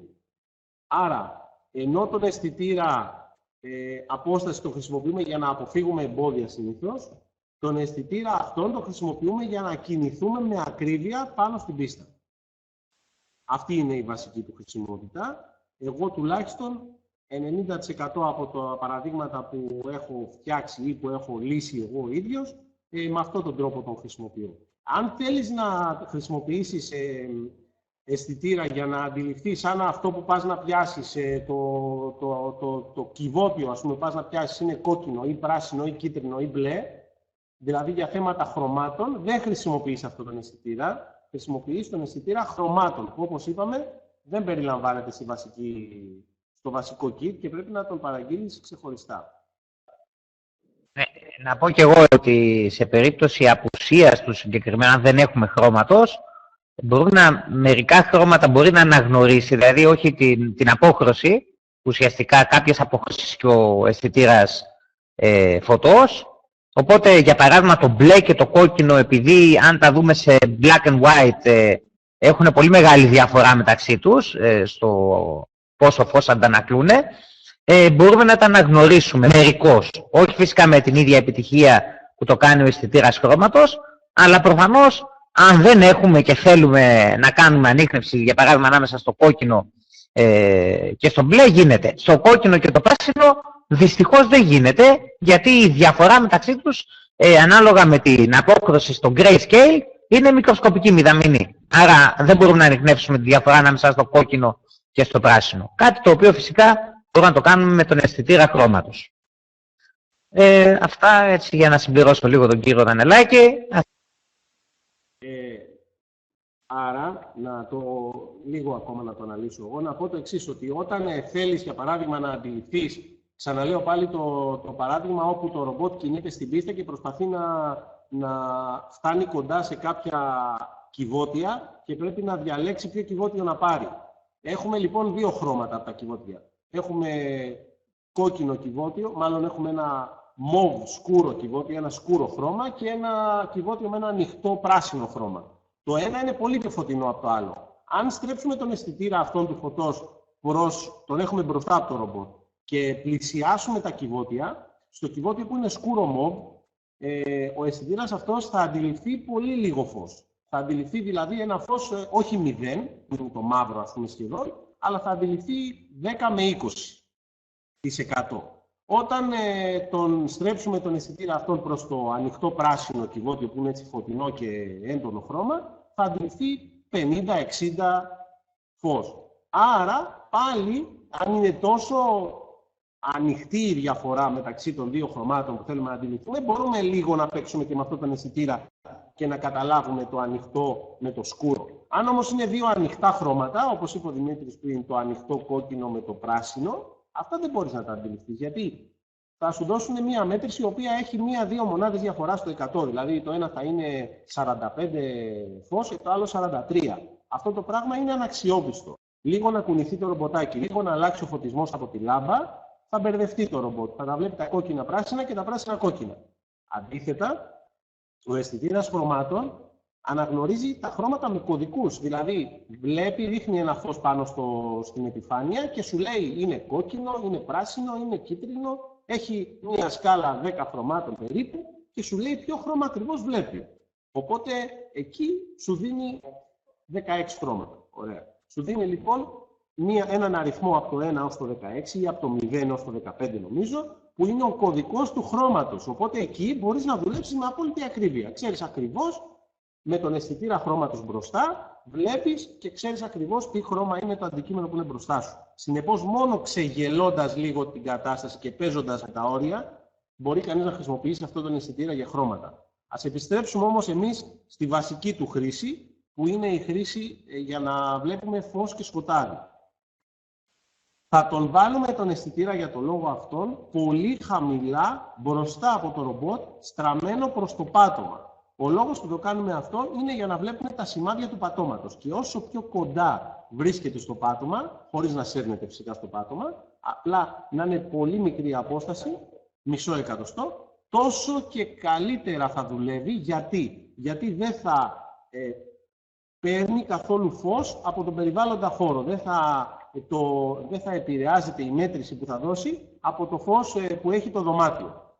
Ακόμα και εντελώς, να πω εδώ, ακόμα και εντελώς σκοτεινό να είναι το δωμάτιο, δηλαδή αν κλείσουμε εντελώς τα φώτα και βάλουμε το ρομπότ στο σκοτάδι, ο συγκεκριμένος αισθητήρας έχει ένα δικό του μονοχρωματικό κόκκινο φωτάκι, το οποίο ανάβει την ώρα που δουλεύει. Θα το δείτε και πάνω στο ρομπότ ότι είναι αναμένο ένα κόκκινο φωτάκι από κάτω, έτσι καθώς θα προχωράει το ρομπότ. Αυτό το φωτάκι λοιπόν του επιτρέπει να ανιχνεύει πόσο φως αντανακλάει η επιφάνεια που βλέπει κάτω, ακόμα και χωρίς να υπάρχει φως από το περιβάλλον. Ρίχνει το δικό του φως δηλαδή και μετράει την αντανάκλαση. Με το ένα λαμπάκι ρίχνει το φως και με το άλλο που είναι φωτοκύτταρο μετράει την αντανάκλαση. Με αυτόν τον τρόπο λειτουργεί. Βλέπετε λοιπόν ότι το προσαρμόσαμε. Αυτή η φωτογραφία η πρώτη, στη διαφάνεια είναι ανάποδα το ρομποτάκι. Οπότε δείχνουμε πώς είναι από κάτω ο αισθητήρας και εδώ τον βλέπετε όρθια κανονικά το ρομποτάκι, όπου ο αισθητήρας φαίνεται ότι κοιτάει εντελώς προς τα κάτω. Αυτό είναι πάλι το κλασικό wait, δηλαδή η εντολή αναμονής πάλι που βάζουμε και λέμε στο ρομποτάκι περίμενε μέχρι να πάρουμε αυτό το συγκεκριμένο σήμα από τον αισθητήρα του φωτός.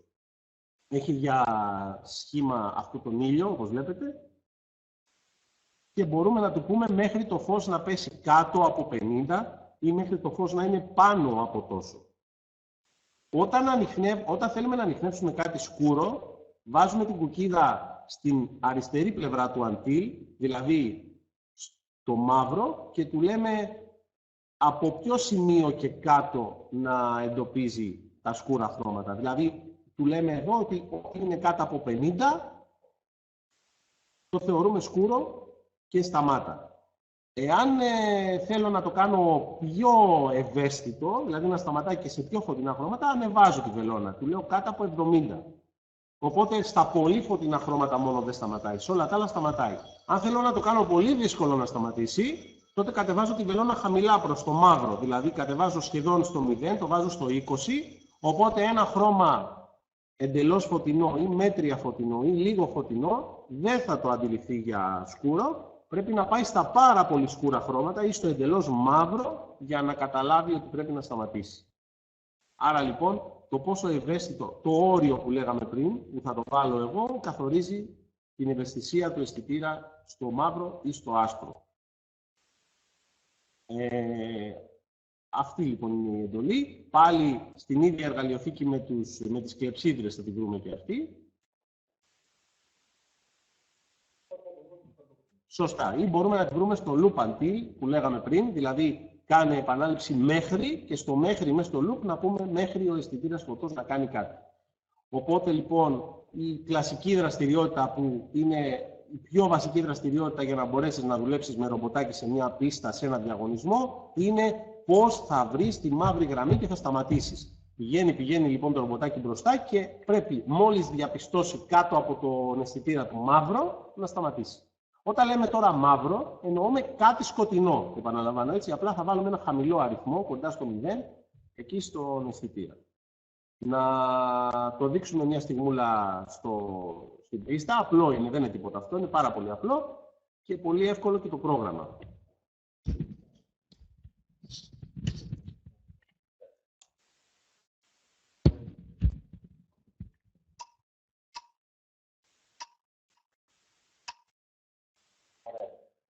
όπως βλέπουμε, η πίστα έχει και πράσινες γραμμές, έχει και γαλανό, ένα μεγάλο μπλε κύκλο, έχει και μαύρες γραμμές και άσπρη επιφάνεια. Η μέτρηση που έχουμε βάλει εμείς στον αισθητήρα φωτός, του επιτρέπει, το όριο δηλαδή που το έχουμε βάλει, του επιτρέπει να βλέπει το άσπρο και το πράσινο αυτό το βλέπει ανοιχτό και δεν σταματάει το ρομποτάκι. Το μαύρο αλλά και το μπλε εκείνο το βλέπει για σκούρο. Γιατί έχουμε βάλει περίπου να είναι κάτω από 40, ας πούμε, στο κάτω από 40 να σταματάει. Και το μπλε αυτό είναι κάτω από 40, το φως που αντανακλάει, οπότε το βλέπει για σκούρο και σταματάει. Όταν όμως κατεβάσω ακόμα πιο πολύ το όριο μου, στο 20, στο 10, τότε θα προσπερνάει και το βλέπει, θα σταματάει μόνο στη μαύρη γραμμή. Έλα λίγο για να πούμε, αυτό που βλέπετε εδώ είναι μία από τις πίστες του περσινού διαγωνισμού. Αυτή εδώ λοιπόν η πίστα είναι η πίστα του γυμνασίου, όπου ουσιαστικά εδώ είχε μία ακόμα συσκευή ρομποτάκι που γυρνούσε γύρω-γύρω στη μαύρη γραμμή και εμείς με το δικό μας ρομποτάκι έπρεπε ουσιαστικά να μαζεύουμε κάποια αντικείμενα που ήταν σε θέσεις πάνω στην πράσινη γραμμή, οπότε καταλαβαίνετε ότι έπρεπε το ρομποτάκι να μπορεί να ακολουθεί και την πράσινη γραμμή, οπότε χρησιμοποιούσαν κυρίως αισθητήρα χρώματος γι' αυτό και όχι αισθητήρα φωτός. Και ουσιαστικά τα αντικείμενα που μάζευε πάνω από τη μαύρη γραμμή έπρεπε να τα φορτώσει στο ρομποτάκι που ήταν της πίστας και γυρνούσε γύρω-γύρω σαν δορυφόρο. Το περσινό theme για όλες τις πίστες του διαγωνισμού ήταν το space. Ήταν δηλαδή, είχε να κάνει με θέματα διαστήματος, εξερεύνηση, συλλογή αντικειμένων από το διάστημα κτλ. Πάμε όμως εμείς τώρα να δούμε πώς δουλεύει το ρομποτάκι. Είδατε, μόλις έφτασε στην μαύρη γραμμή, δεν την προσπέρασε, σταμάτησε.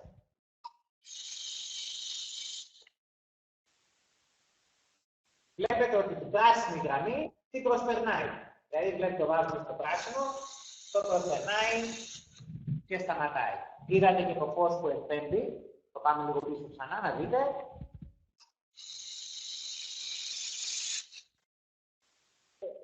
Αυτό λοιπόν. Θα δούμε ότι δουλεύει και το μπλε. Να το δούμε. Και σταματάει και το μπλε. Εντάξει, ανάλογα λοιπόν με το πόσο φως εκπέμπεται από το χρώμα το οποίο έχουμε, μπορεί να αντιληφθεί την φωτεινότητα. Μισό λεπτάκι.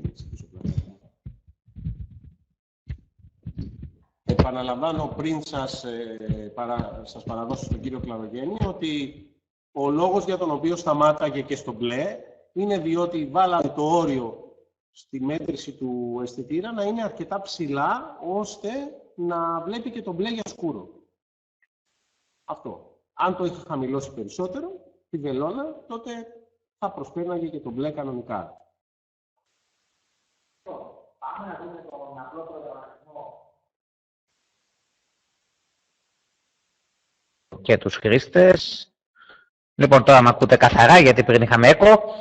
Πάμε λοιπόν να δούμε τον προγραμματισμό για αυτή την απλή διαδικασία. Προφανώς, η διαδικασία του να προχωρήσουμε και να βρει μια μαύρη γραμμή δεν χρειάζεται επανάληψη. Γιατί μπορούμε να το κάνουμε και με επανάληψη, θα το δούμε μάλλον και με επανάληψη, αλλά θα μπορούσαμε να χρησιμοποιήσουμε απλώς ένα wait state. Πάμε λοιπόν, περνάμε στην επιφάνεια εργασίας.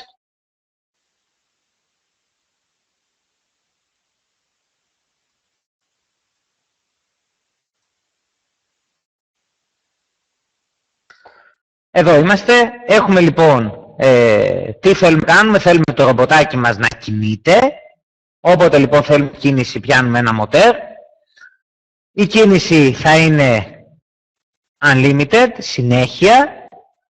Μέχρι οσότου, να το εδώ, πιάνουμε λοιπόν το οσότου. Ο αισθητήρας φωτός, αυτός είναι ο αισθητήρας φωτός, να έχει μία τιμή η οποία θα είναι στο μαύρο, να το. Προσέξτε, θέλουμε να εντοπίσουμε το μαύρο. Αν ήταν μαύρη η πίστα και θέλαμε να εντοπίσουμε το άσπρο, θα διαλέγαμε να είναι έτσι. Όταν το φως γίνει μεγαλύτερο από 50. Το βάζουμε λοιπόν το φως να είναι μικρότερο από 50 και επειδή δεν θέλουμε να πιάσει και το πράσινο που είδαμε εκεί, το βάζουμε 40, οπότε ξέρουμε ότι θα προσπεράσει τα λίγο ανοιχτά χρώματα, δηλαδή όχι το άσπρο, γιατί πάνω από το 50 ας πούμε είναι η αποχρώσεις του άσπρου, ενώ κάτω από το 50 είναι η αποχρώσεις του γκρίζ, του μαύρου ας πούμε. Οπότε πηγαίνοντας όσο πιο κοντά προς το μαύρο πηγαίνουμε, τόσο λιγότερες αποχρώσεις πλην του μαύρου μπορεί να εντοπίσει. Εντάξει, αν θέλουμε να μην εντοπίσει και το μπλε, μπορούμε να πάμε στο 20, στο 25 εδώ, οπότε 99% δεν θα ανιχνεύσει και το μπλε, θα το προσπερνάει. Αυτό λοιπόν μας βοηθάει, ώστε όταν μια πίστα έχει και γραμμές οι οποίες τέμνονται και έχουν άλλα χρώματα, όπως αυτή που είδαμε, που έχει ουσιαστικά ένα κομμάτι πράσινο που τέμνεται με το μαύρο, να το αποφεύγουμε. Θα το αφήσω το 40 για να το έχουμε εκεί που το είχαμε και στο ρομποτάκι μας. Να είμαστε. Και τι θέλουμε να κάνει μετά από αυτό? Θέλουμε το ρομποτάκι μας να σταματήσει. Παίρνουμε λοιπόν και βάζουμε ένα stop. Αυτό λοιπόν είναι ο ένας τρόπος να το κάνουμε, ο πιο εύκολος, ο πιο γρήγορος, χωρίς να μπλέξουμε με επαναλήψεις, όταν έχουμε απλώς να προχωρήσουμε και να σταματήσουμε. Αν θέλαμε να το κάνουμε με loop, τότε θα βάζαμε το loop μας, θα λέγαμε το μοτέρ μας, το βάλουμε μέσα. Εδώ θα λέγαμε ότι να ελέγχουμε τον αισθητήρα και μάλιστα τον αισθητήρα light, εδώ. Όταν ο αισθητήρας αυτός λοιπόν γίνει μικρότερος από 40, εδώ, τότε να σταματάει. Αυτή λοιπόν είναι η εκδοχή με loop, με επανάληψη, η οποία θα γίνεται όσο βρεθεί στην μαύρη γραμμή. Μόλις βρει μαύρο θα σταματάει. Εντάξει, και έχουμε το stop έξω από το loop.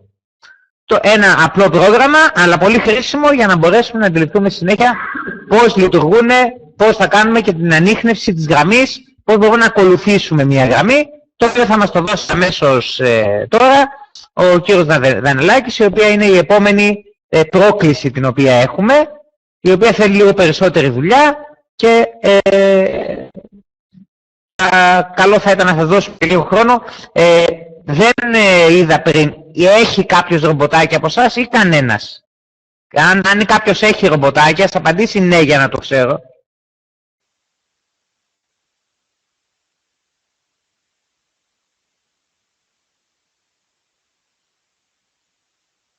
Εντάξει, εντάξει, ήλπιζα ότι θα είχατε βρει κάποιοι, αλλά από ό,τι κατάλαβα δεν έχουμε ακόμα τη δυνατότητα. Σιγά σιγά.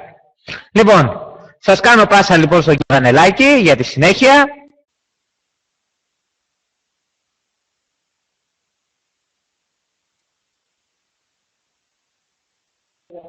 Ναι. Παρεπιπτόντως, μιας και συζητήσαμε πριν σχετικά με τη συγκεκριμένη πρόκληση, το συγκεκριμένο challenge του γυμνασίου του περσινού, βρήκα έτσι ενδεικτικά ένα μικρό βιντεάκι στο YouTube που δείχνει κάποια ομάδα, δεν ξέρω, από Φιλιππίνες, Ινδονησία, δεν ξέρω, τυχαία ήταν μια ομάδα, έτσι, ένα τέτοιο όνομα. Σας στέλνω ένα link που μπορείτε να το ρίξετε, ναι, να ρίξετε μια ματιά, προκειμένου να δείτε περίπου, ναι, τη λογική με την οποία δουλεύουμε. Φυσικά το ρομποτάκι που θα δείτε είναι μεγάλη κατασκευή, δεν είναι κανένα μικρό, γιατί οι διαγωνισμοί απαιτούν εξελιγμένες τεχνικές, ειδικά οι διαγωνισμοί του γυμνασίου και του λυκείου απαιτούν εξελιγμένες ικανότητες, να κάνει το ρομπότ πολλά πράγματα, να πιάνει, να σηκώνει, να κουβαλάει, και δεν μπορείς να το κάνεις με ένα τόσο μικροσκοπικό ρομποτάκι όσο αυτό που έχουμε εμείς εδώ και παίζουμε τώρα. Όσο μικρότερο το ρομποτάκι, τόσο καλύτερα, γιατί οι διαγωνιζόμενοι πρέπει να υπολογίσουν την ώρα του διαγωνισμού. Σωστά. Λέει ο κ. Κλαβογέννης ότι από τη μνήμη τους τα παιδιά πρέπει πριν την δοκιμασία στο διαγωνισμό να συναρμολογήσουν το ρομποτάκι τους εκείνη την ώρα, από το 0, δηλαδή μόνο με τα τουβλάκια τους. Οπότε όσο πιο απλό και πιο μικρό είναι ένα ρομποτάκι, τόσο πιο εύκολη και η συναρμολόγησή του. Δεν ξέρω εάν έχετε μπει στη διαδικασία να δείτε λιγάκι αυτό το συγκεκριμένο βιντεάκι που έχω στείλει. Θες να το δεις και εσύ από εκεί?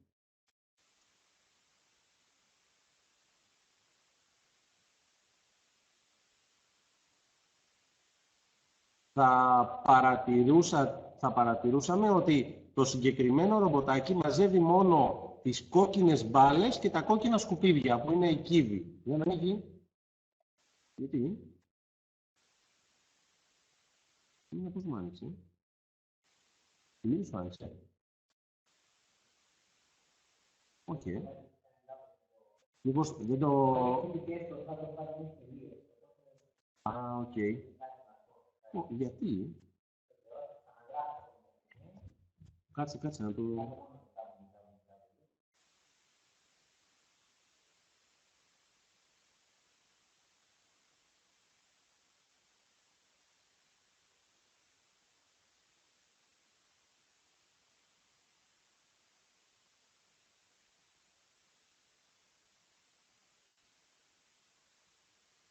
Το είδα. Κάποιος το είδε.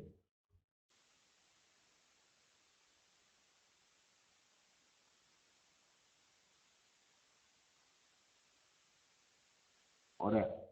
Η συγκεκριμένη ομάδα δεν ξέρουμε ποια είναι. Μια τυχαία ομάδα είναι, αλλά αν ψάξετε στο YouTube κάποια στιγμή όποτε θέλετε, θα βρείτε πληθώρα από βίντεο, από διάφορους διαγωνισμούς και διάφορες δοκιμασίες. Δηλαδή, θα βρείτε διάφορες πίστες με διάφορα σενάρια. Τώρα, φυσικά, βλέποντας τα βιντεάκια εσείς, δεν θα γνωρίζετε ακριβώς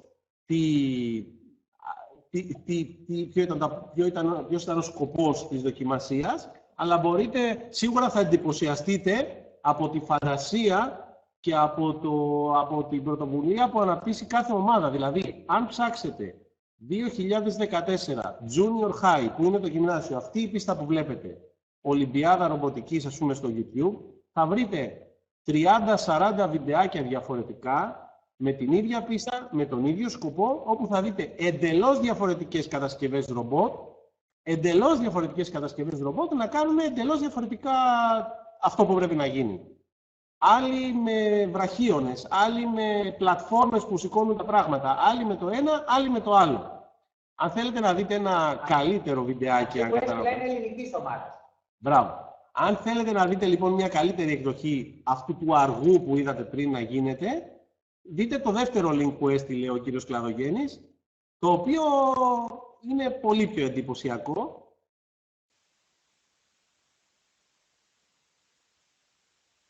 Ας το δούμε όλοι.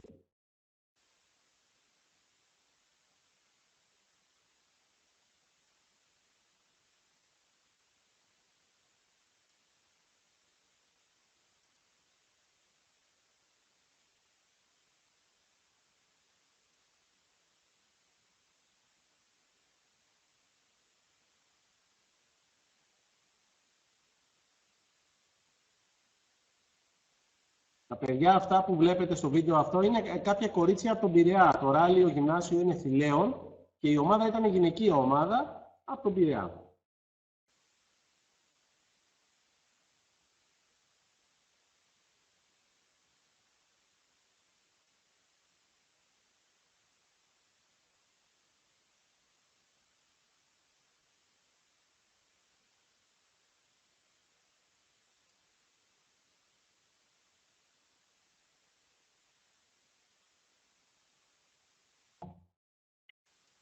Λοιπόν,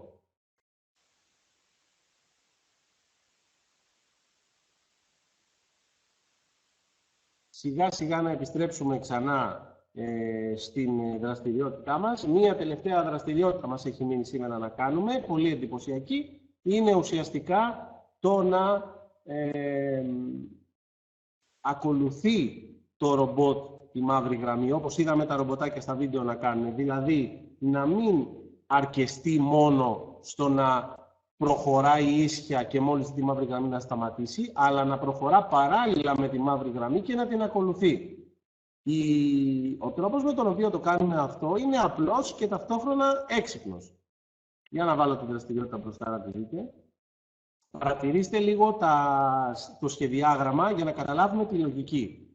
Καθώς το ρομποτάκι κινείται, το τοποθετούμε ας πούμε πάνω στη μαύρη γραμμή και το ξεκινάμε. Καθώς το ρομποτάκι κινείται, το φωτάκι το από κάτω βλέπει μαύρο.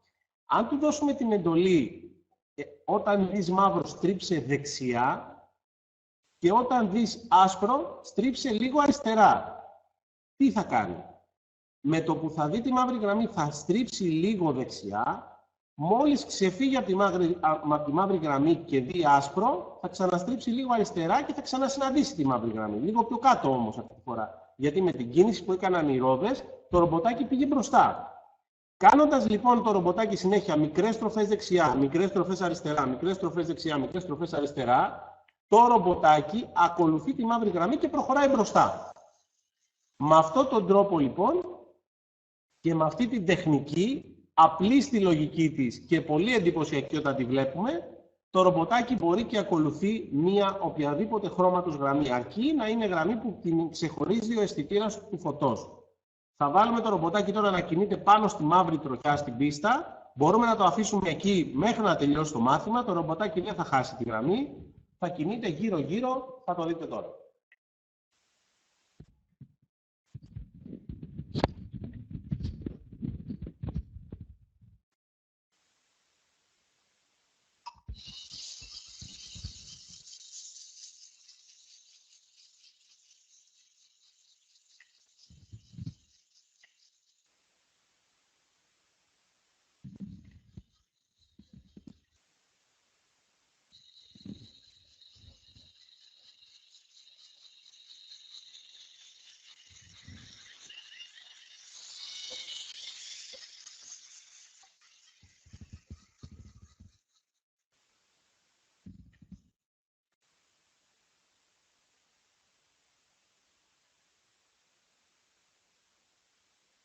Να παρατηρήσουμε εδώ ότι το ρομποτάκι κάνει μικρές κινήσεις δεξιά και αριστερά.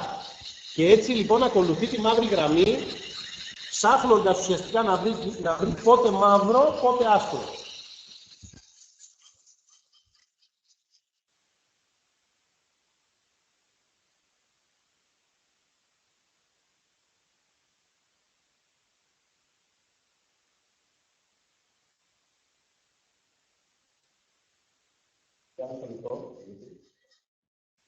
Η λογική είναι η εξής. Το ρομποτάκι είναι αρχικά στη μαύρη γραμμή. Του έχουμε δώσει την εξής οδηγία. Όταν δεις μαύρο, στρίψε λίγο αριστερά. Κινείται λίγο αριστερός στροφός και βγαίνει το ρομποτάκι από τη μαύρη γραμμή. Η επόμενη εντολή λέει όταν δεις άσπρο, στρίψε δεξιά. Οπότε βλέπει το άσπρο και κινείται ο δεξιός τροχός, ο αριστερός τροχός τώρα. Ξανά ενεργοποιείται η προηγούμενη επιλογή, οπότε ξανά το ρομποτάκι κινείται αριστερά. Και ξανά δεξιά για να βρει το μαύρο. Και ξανά αριστερά για να βρει το άσπρο και ούτω καθεξής. Και με αυτόν τον τρόπο το ρομποτάκι προχωράει συνεχώς μπροστά. Φυσικά εδώ υπάρχουν και άλλες τεχνικές για να το κάνουμε αυτό, πιο σύνθετες, οι οποίες μας δίνουν τη δυνατότητα να κάνουμε πιο ομαλά αυτή τη διαδικασία. Θα δούμε σε κάποιο επόμενο μάθημα μία λίγο πιο προχωρημένη τεχνική για να κάνει follow line. Αυτή όμως είναι η πιο απλή και μπορούμε να την ενσωματώσουμε πολύ εύκολα στο οποιοδήποτε κώδικα. Φυσικά είναι λίγο αργή. Κοιτάξτε, είδατε πριν πόσο γρήγορα κινιόταν το ρομπότ στο βιντεάκι που είδαμε. Πιθανότατα όποιοι θέλουν να ασχοληθούν να βρουν καλύτερους τρόπους για να κάνουν λίγο πιο γρήγορα τη διαδικασία. Αυτό είναι το follow line. Πάμε λοιπόν τώρα να δούμε και τις ερωτήσεις. Για να δούμε. Αν η μαύρη γραμμή στη διασταύρωση με την πράσινη ήταν από κάτω από την πράσινη, πώς θα γίνονταν? Ωραία. Σωστή η ερώτηση. Πολύ σωστή η ερώτηση. Αυτό το οποίο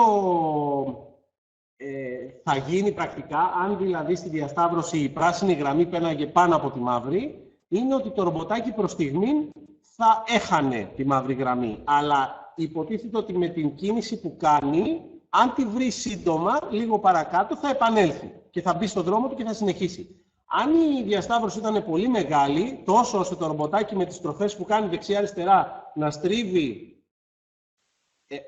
καταρχήν με το που θα φτάσει στη διασταύρωση και θα πάψει να βλέπει μαύρο, θα δει άσπρο. Είπαμε λοιπόν ότι στο άσπρο έχουμε βάλει το ρομποτάκι να στρίβει, ας πούμε, δεξιά μέχρι να ξαναβρει το μαύρο. Θα άρχιζε λοιπόν το ρομποτάκι να στρίβει δεξιά. Αν μέχρι να στρίψει δεξιά τη βρει ξανά τη μαύρη γραμμή, θα επανέλθει στην πορεία του. Αν τη χάσει εντελώς, θα μας φύγει. Δηλαδή θα αρχίσει να γυρνάει γύρω, ψάχνοντας να βρει το μαύρο ξανά. Συμβαίνουν αυτά πολλές φορές, αυτά είναι και ατυχήματα. Και η μέθοδος που είπε πριν ο κύριος Κλαδογέννης, η καλύτερη μέθοδος που υπάρχει, όχι αυτή, αλλά μια καλύτερη μέθοδος που υπάρχει, που κάνει το ρομποτάκι να πηγαίνει πολύ πιο ίσια, σχεδόν εντελώς ευθεία, δεν έχει τέτοια σοβαρά προβλήματα σε αυτό το σημείο με διασταυρώσεις. Θα προσέξατε ότι και στα δύο βιντεάκια που δείξαμε, και στο βιντεάκι του Πειραιά και στο βιντεάκι από την ξένη ομάδα, δεν πηγαίνανε με ταλαντώσεις τα ρομποτάκια, δεν πηγαίνανε έτσι σαν φιδάκι, πηγαίνανε ίσια πάνω στη γραμμή. Αυτό γίνεται γιατί χρησιμοποιούν την προηγμένη, την εξελιγμένη μέθοδο ακολούθησης της γραμμής, που είναι μια μέθοδος πολύ πιο πολύπλοκη στην κατασκευή της στο πρόγραμμα. Απλά κυκλοφορεί ευρέως και στο ίντερνετ, την ξέρουμε κι εμείς, υπάρχει, είναι γνωστή. Είναι μια μέθοδος η οποία είναι λίγο μαθηματική για να την καταλάβουμε, αλλά ακολουθά τη γραμμή πολύ πιο ίσια. Αυτές λοιπόν οι μέθοδοι και στη διασταύρωση με λίγη ταχύτητα περνάει το δύσκολο σημείο και συνεχίζει, ξαναβρίσκει τη γραμμή και συνεχίζει. Επίσης, προφανώς στην ερώτηση αυτή του Γιάννη, θα ήθελα να απαντήσω ότι γνωρίζουμε την πίστα εκ των προτέρων. Γνωρίζουμε τι θα έχει πίστα και πού θα βρεθούν διασταυρώσεις. Αν λοιπόν θέλουμε να αποφύγουμε τελείως την περίπτωση να χάσει τη γραμμή, μπορούμε να χρησιμοποιήσουμε και έναν δεύτερο αισθητήρα. Ναι, Γιάννη, βλέπω ότι έχεις πρόβλημα με τον ήχο. Οι υπόλοιποι ακούμε κανονικά? Ναι. Βλέπω και Γιάννη, είχες και κάποιες αποσυνδέσεις, δηλαδή μπήκες, βγήκες, προφανώς έχει κάποια πρόβλημα με τη σύνδεση στο διαδίκτυο. Δεν πειράζει, ούτως ή άλλως θα δεις το βίντεο, μπορείς να δεις το βίντεο το οποίο το πρώτο είναι ήδη ανερτημένο, είναι του άλλου τμήματος, αλλά αυτό το σημερινό θα είναι ανερτημένο την άλλη εβδομάδα στο site του Κεπλινέτ το Δεκανήσου και θα μπορείτε να τα δείτε όλα από εκεί. Όσες φορές θέλετε να σταματήσετε τα κομμάτια που σας ενδιαφέρουν, στο κομμάτι των if ή του προγράμματος, ή να το ξαναδείτε όταν θα έχετε το ρομποτάκι για να κάνετε ξανά τα στοιχεία. Τώρα, για να συνεχίσω και που σταμάτησα, είναι ότι ξέρουμε τι θέλουμε να κάνει το ρομπότ μας, οπότε εκ των πραγμάτων, αφού γνωρίζουμε ότι υπάρχει κάποια διασταύρωση, μπορούμε να βάλουμε ένα ακόμα αισθητήρα ή μπορούμε να του πούμε όταν χάσει τη γραμμή που ξέρουμε περίπου που θα τη χάσει, να σταματήσει, να κάνει λίγο μπροστά, να ξαναρχίσει να ψάξει να βρει τη γραμμή με ένα μικρό δεξιά-αριστερά και από εκεί και πέρα να συνεχίσει την ακολουθία της γραμμής. Οπότε εκ των πραγμάτων, αφού γνωρίζουμε εκ των προτέρων πού υπάρχει διασταύρωση, μπορούμε να τα αποφύγουμε. Τώρα, αν θέλουμε να μπορεί να ανιχνεύει τις διασταυρώσεις από μόνο του και να μην ξέρουμε πού είναι περίπου, τότε μπορούμε να χρησιμοποιήσουμε και άλλους αισθητήρες που θα βλέπουν λίγο πιο μπρος, λίγο πιο πίσω, στα δεξιά, στα αριστερά, να βάλουμε άλλον έναν δηλαδή αισθητήρα φωτός ή ένα αισθητήρα χρώματος, ώστε να αντιλαμβανόμαστε τις διασταυρώσεις και να τις αποφεύγουμε.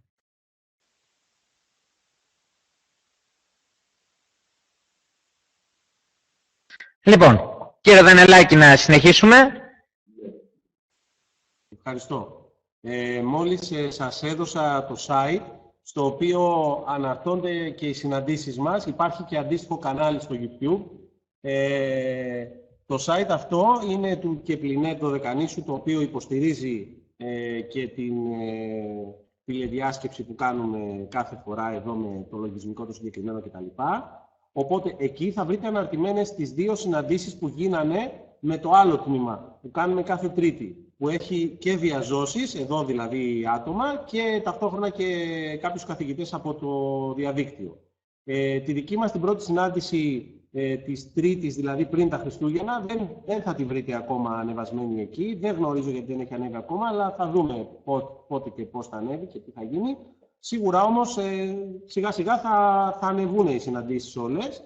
Οπότε, όπως είπε και ο κύριος Κλαδογέννης πολύ σωστά, οποτεδήποτε θέλει κάποιος να επανέλθει σε κάτι που δεν είχε καταλάβει καλά, να δει μια απορία κτλ. Με την ησυχία του, στο σπίτι του ή όπου θέλει, ανοίγει, βρίσκει τα βιντεάκια, πάει στο χρονικό σημείο που θέλει και το μελετάει με την ησυχία του. Οπότε δηλαδή το υλικό είναι αναρτημένο, δεν έχουμε πρόβλημα, δεν το κρατάμε για τον εαυτό μας. Έτσι, είναι αναρτημένο εκεί πέρα και μπορείτε όλες τις συναντήσεις να τις παρακολουθήσετε 100 φορές την κάθε μία.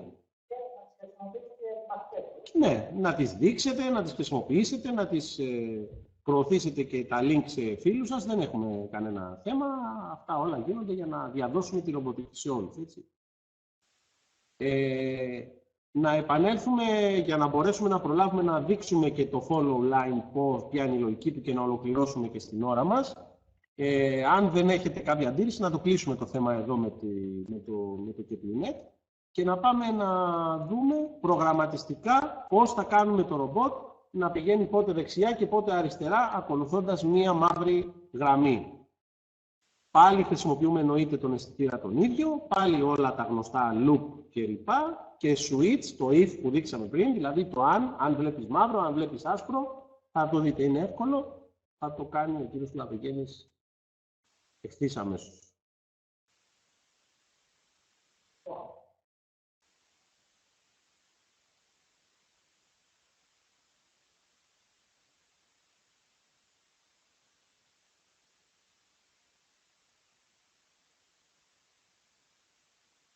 Πάμε λοιπόν να κάνουμε διαμοιρασμό πάλι του προγράμματος για να το δείτε πώς γίνεται.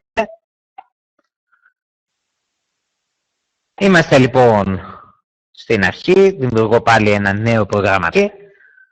Προφανώς η πρώτη κίνηση που κάνουμε, αφού θέλουμε αυτό να επαναλαμβάνεται επάπειρο, να είναι unlimited, είναι να προσθέσουμε ένα loop μέσα στο οποίο θα γίνονται όλες μας οι ενέργειες.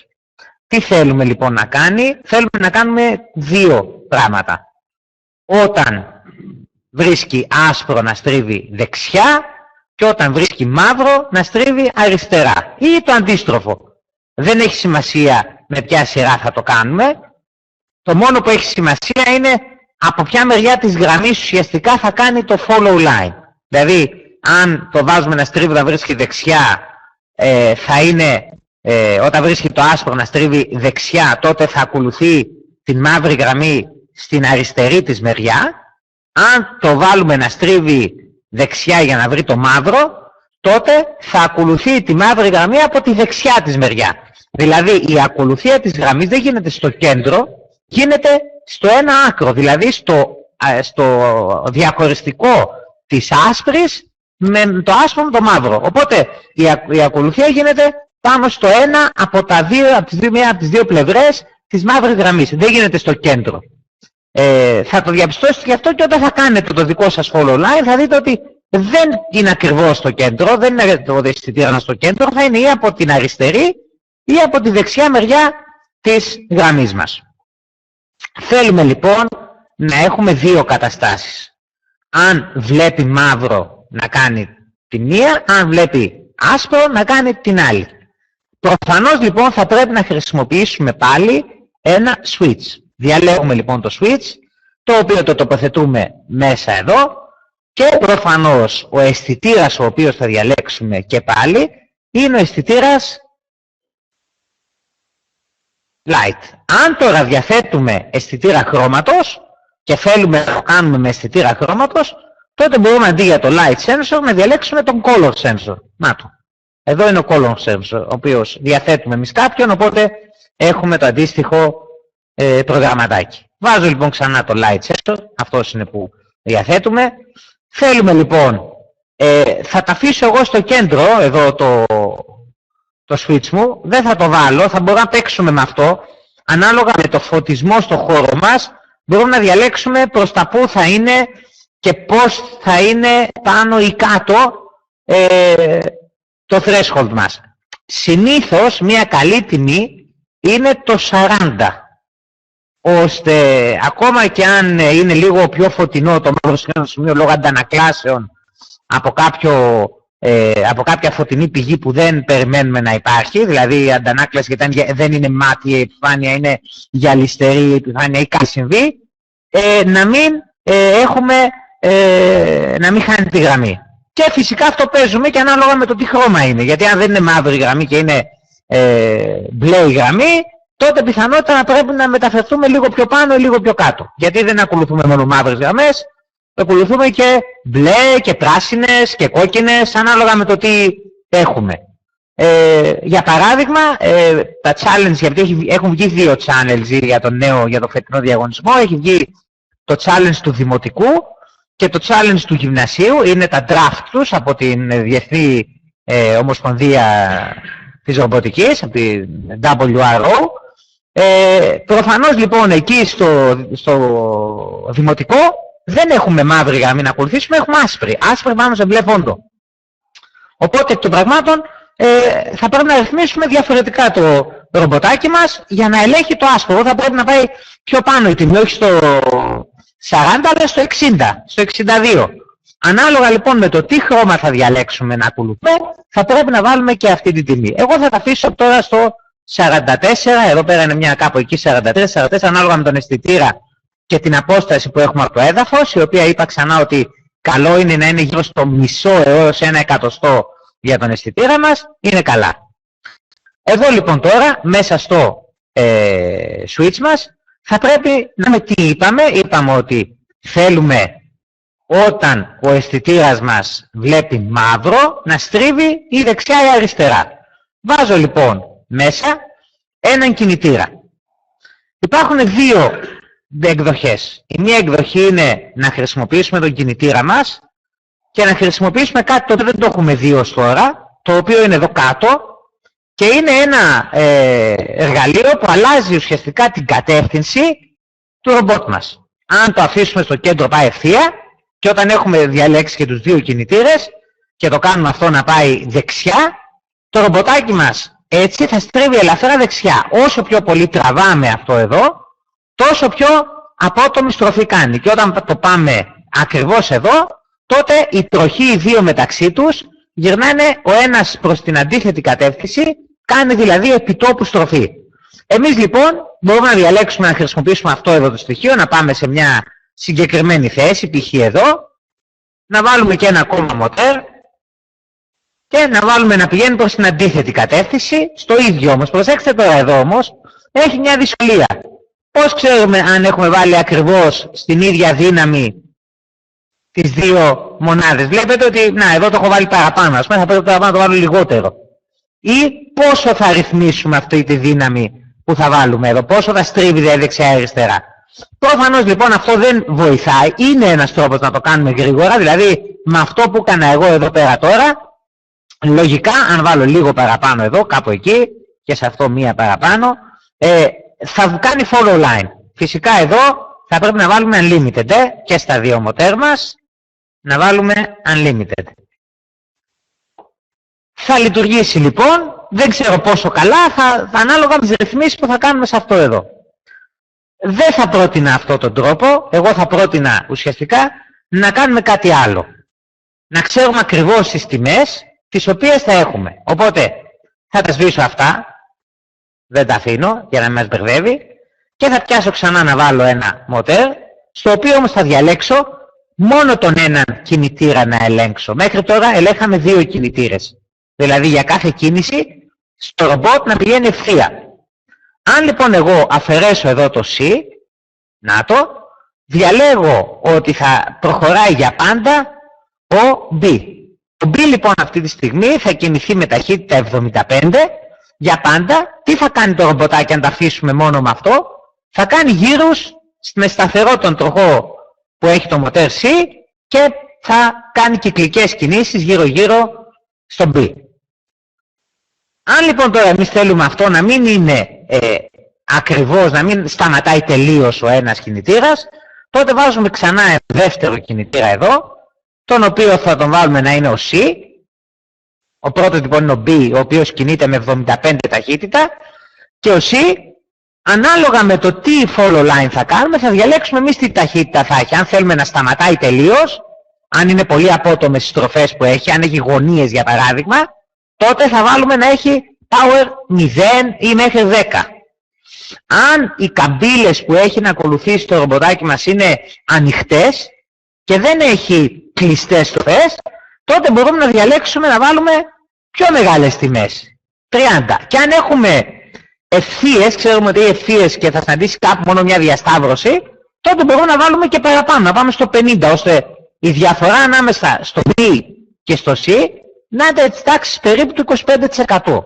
Αυτό θα κινήσει το ρομπότ μας πιο γρήγορα πάνω στη γραμμή. Εγώ τώρα θα τα αφήσω στο 20% εδώ και το άλλο στο 75%, και φυσικά αυτό θα γίνεται όταν θα βλέπει μαύρο. Και φυσικά unlimited. Το ίδιο λοιπόν που έκανα εδώ, θα τα κάνω και αντιγραφή για να μην τα ξαναβάζω. Εδώ είμαστε, να τα, πήγε λίγο κάτω το στοιχείο μας, εδώ. Αυτά λοιπόν τα δύο, μπορώ να τα χρησιμοποιήσω, να βάλω όμως με την αντίθετη σειρά, πρώτα το C, το οποίο θα είναι με 75%,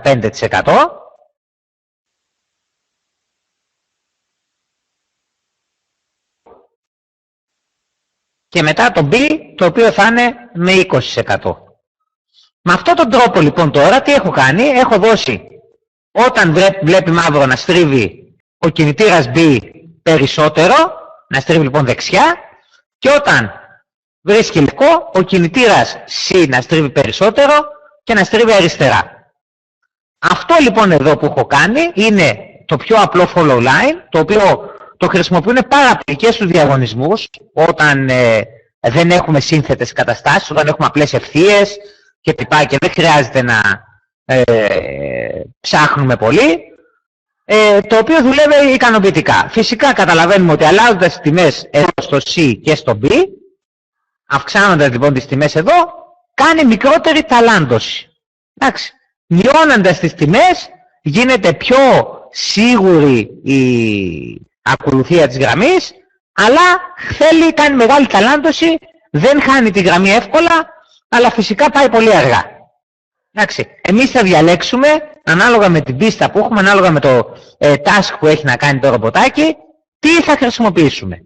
Φυσικά θα δούμε ότι υπάρχουν και άλλοι αλγόριθμοι, οι οποίοι λύνουν το ίδιο πρόβλημα με πολλαπλές επιλογές if, δηλαδή αν χάσεις για πολλή ώρα το άσπρο, τότε κάνε αυτό. Αν το χάσεις για λίγο, κάνε εκείνο. Αν βρεις το μαύρο και το ξαναβρεις το μαύρο, τότε κάνε αυτό.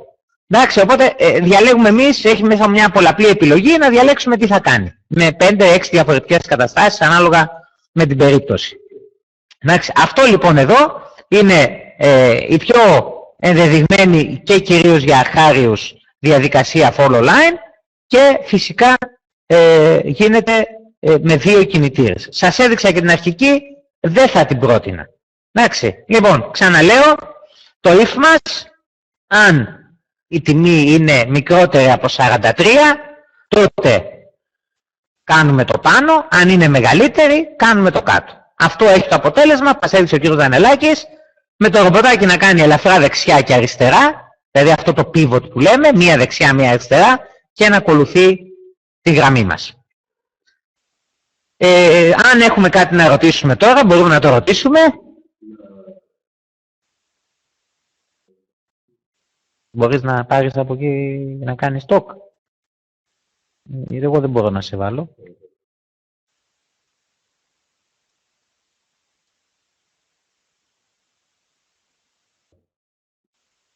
Λοιπόν, αυτό το οποίο ήθελα εγώ να προσθέσω εδώ, δεν ξέρω αν έγινε αντιληπτό ακριβώς, αλλά ο λόγος για τον οποίο έβαλε ο Δημήτρης στη μία περίπτωση μεγάλη ταχύτητα στο B και μικρή στο C και στην άλλη μεγάλη στο C και μικρή στο B είναι απλός. Δηλαδή, όταν κινούνται και οι δύο ρόδες με την ίδια ταχύτητα, το ρομποτάκι πηγαίνει ίσια. Όταν η μία ρόδα κινείται με ελαφρώς μεγαλύτερη ταχύτητα από την άλλη, το ρομποτάκι στρίβει προς τη μεριά της ρόδας που κινείται πιο αργά. Δηλαδή, όταν η δεξιά μας ρόδα κινείται με 70 και η αριστερή με 40, το ρομποτάκι θα στρίβει προς τα αριστερά, σιγά σιγά. Η διαφορά που κάνει το να έχεις ακίνητη τη μία ρόδα και να κινείται μόνο η άλλη και αντίθετα, είναι ότι όταν η μία ρόδα μένει ακίνητη, το ρομποτάκι στρίβει πολύ πιο απότομα, αλλά και χάνει χρόνο. Δηλαδή δεν κινείται γρήγορα πάνω στη γραμμή, γιατί στρίβει εντελώς προς τα αριστερά, χωρίς η αριστερή ρόδα να συνεισφέρει, και μετά στρίβει πάλι προς τα δεξιά, χωρίς η δεξιά ρόδα να συνεισφέρει. Ενώ όταν κινούμε και τις δύο ρόδες συνεχώς, απλά αυξομειώνουμε την ταχύτητα πότε της μίας πότε της άλλης, τότε το ρομποτάκι κινείται συνεχώς μπροστά, συνεισφέρουν και οι δύο ρόδες στην κίνησή του και έτσι κινείται τάχιστα πάνω στη γραμμή. Κερδίζουμε χρόνο και ο χρόνος είναι πολύ σημαντικός παράγοντας στο διαγωνισμό. Για τον απλούστατο λόγο ότι όταν υπάρξουν ισοψηφίες σε αυτά που πρέπει να γίνουν πάνω στην πίστα, τότε νικήτρια αναδεικνύεται η ομάδα που το έκανε γρηγορότερα. Άρα λοιπόν είναι και ο χρόνος ένας παράγοντας πολύ σημαντικός στους διαγωνισμούς και γι' αυτό το λόγο το ένα follow line από το άλλο παίζει το ρόλο του. Αυτό είχα εγώ να προσθέσω, προσπαθώντας λίγο να εξηγήσω τη λογική με την οποία βάλαμε χωριστά δύο γραναζάκια, ένα για το B και ένα για το C, και δεν βάλαμε B και C στο ίδιο γραναζάκι, ακριβώς για να πετύχουμε να κινούμε το ρομπότ πιο γρήγορα. Θα δείξουμε λίγο τώρα εδώ μια εκδοχή την οποία έχω βάλει στο ρομποτάκι, η οποία πάει πολύ πιο γρήγορα, γιατί έχω βάλει οι τιμές στους κινητήρες να είναι πιο μεγάλες, δηλαδή να κάνει μικρή ταλάντωση, αλλά θα δούμε ότι όταν φτάσει στο κάτω μέρος της πίστας, όπου έχει απότομη στροφή, ότι θα τη φτάσει. Βλέπετε ότι η ταχύτητα είναι γύρω στο 25% μεγαλύτερη από πριν, αλλά μόλις έφτασε και επειδή δεν πρόλαβε να κάνει, μάλλον ένα το φτάσει και από εδώ δεν ήθελε να το δούνε, κοιτάξτε τι γίνεται, πάει πολύ πιο γρήγορα, κάνει μικρότερη ταλάντωση από πριν, αλλά μόλις φτάσει στο σημείο εδώ που είναι απότομη γραμμή, εδώ τα κατάφερε και την πήρε, από εκεί επειδή έχει την στροφή από μέσα, το χάνει. Ίσως επειδή έχει την γραμμούλα εκείνη, και αυτή τη φορά τα κατάφερε. Λοιπόν, βλέπετε ότι στη γραμμή, εδώ πέρα και να δούμε και αυτό που λέγαμε ότι ακολουθεί, βλέπετε ότι ακολουθεί στη γραμμή από τη μέσα μεριά. Πάτε το Δημήτρη να γυρίσει και αλλιώς να δούμε ότι ακολουθεί πάλι από την έξω μεριά. Το βλέπετε λοιπόν ότι ακολουθεί από την έξω μεριά τώρα τη γραμμή. Εντάξει, λοιπόν.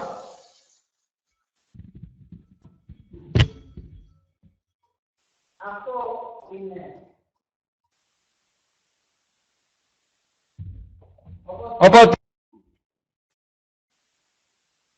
Οπότε ουσιαστικά είδαμε και πώς άλλαξε η ταχύτητα. Φυσικά κερδίζουμε σε ταχύτητα, χάνουμε σε αξιοπιστία. Διαλέγουμε τον τρόπο που θα στήσουμε εμείς κάθε φορά το ρομποτάκι μας για να έχουμε το βέλτιστο αποτέλεσμα. Μπορούμε να έχουμε και στο πρόγραμμά μας 2 και 3 διαφορετικές εναλλακτικές follow line. Η μία να είναι γρήγορη για τα εύκολα κομμάτια, η μία να είναι δύσκολη, αργή για τα δύσκολα κομμάτια, ώστε να έχουμε και αξιοπιστία και ταχύτητα. Πιστεύω ότι για σήμερα ολοκληρώσαμε με αυτό το κομμάτι. Θέλω να μου πείτε απλώς αν έχετε ερωτήσεις. Αν έχουμε κάποιες ερωτήσεις.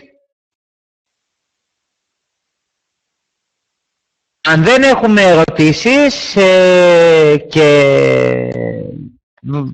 βρούμε και τη δυνατότητα, πιστεύω ότι καλό θα ήταν να το κυνηγήσετε, να βρείτε κάποιο ρομποτάκι για να κάνετε και πρακτική. Αν δεν έχουμε κάποιες άλλες ερωτήσεις, δεν βλέπω και κάτι, να το κλείσουμε εδώ. και να δώσουμε... Ναι, να δώσουμε ραντεβού για την άλλη εβδομάδα. Να σας πει λίγο ο κύριος Δανελάκης για τον διαγωνισμό ρομποτικής και για το site που σας έχει στείλει ήδη μέσα στο chat, και σας καληνυχτώ εγώ και θα μιλήσετε με τον κύριο Δανελάκη. Ωραία. Λοιπόν, πριν λίγο σας έδωσα στο chat το link το οποίο θα σας οδηγήσει στο επίσημο site της φετινής Ολυμπιάδας. Αντίστοιχο site υπάρχει για την περσινή Ολυμπιάδα που έγινε στη Ρωσία, στο Σότσι, μόνο που αντί για 2015 στο link γράφεται 2014. Δηλαδή wro2014.org θα σας πάει στο site της περσινής Ολυμπιάδας που έγινε τώρα τον Νοέμβρη.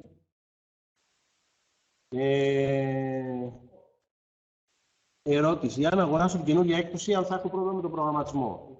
Πρόβλημα όχι, ίσα-ίσα.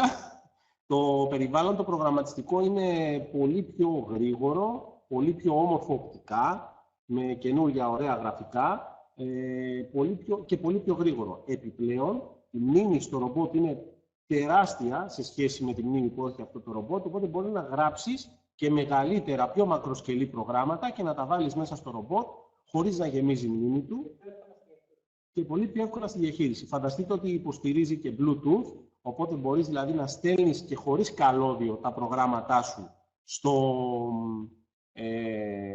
στο ρομποτάκι, και επίσης υποστηρίζει και προγραμματισμό από Android συσκευές. Δηλαδή μπορείς να χρησιμοποιήσεις και Android συσκευές, όπως ένα κινητό τηλέφωνο ή ένα tablet Android, προκειμένου να στέλνεις και να γράψεις προγραμματάκια και να επικοινωνείς με το ρομπότ.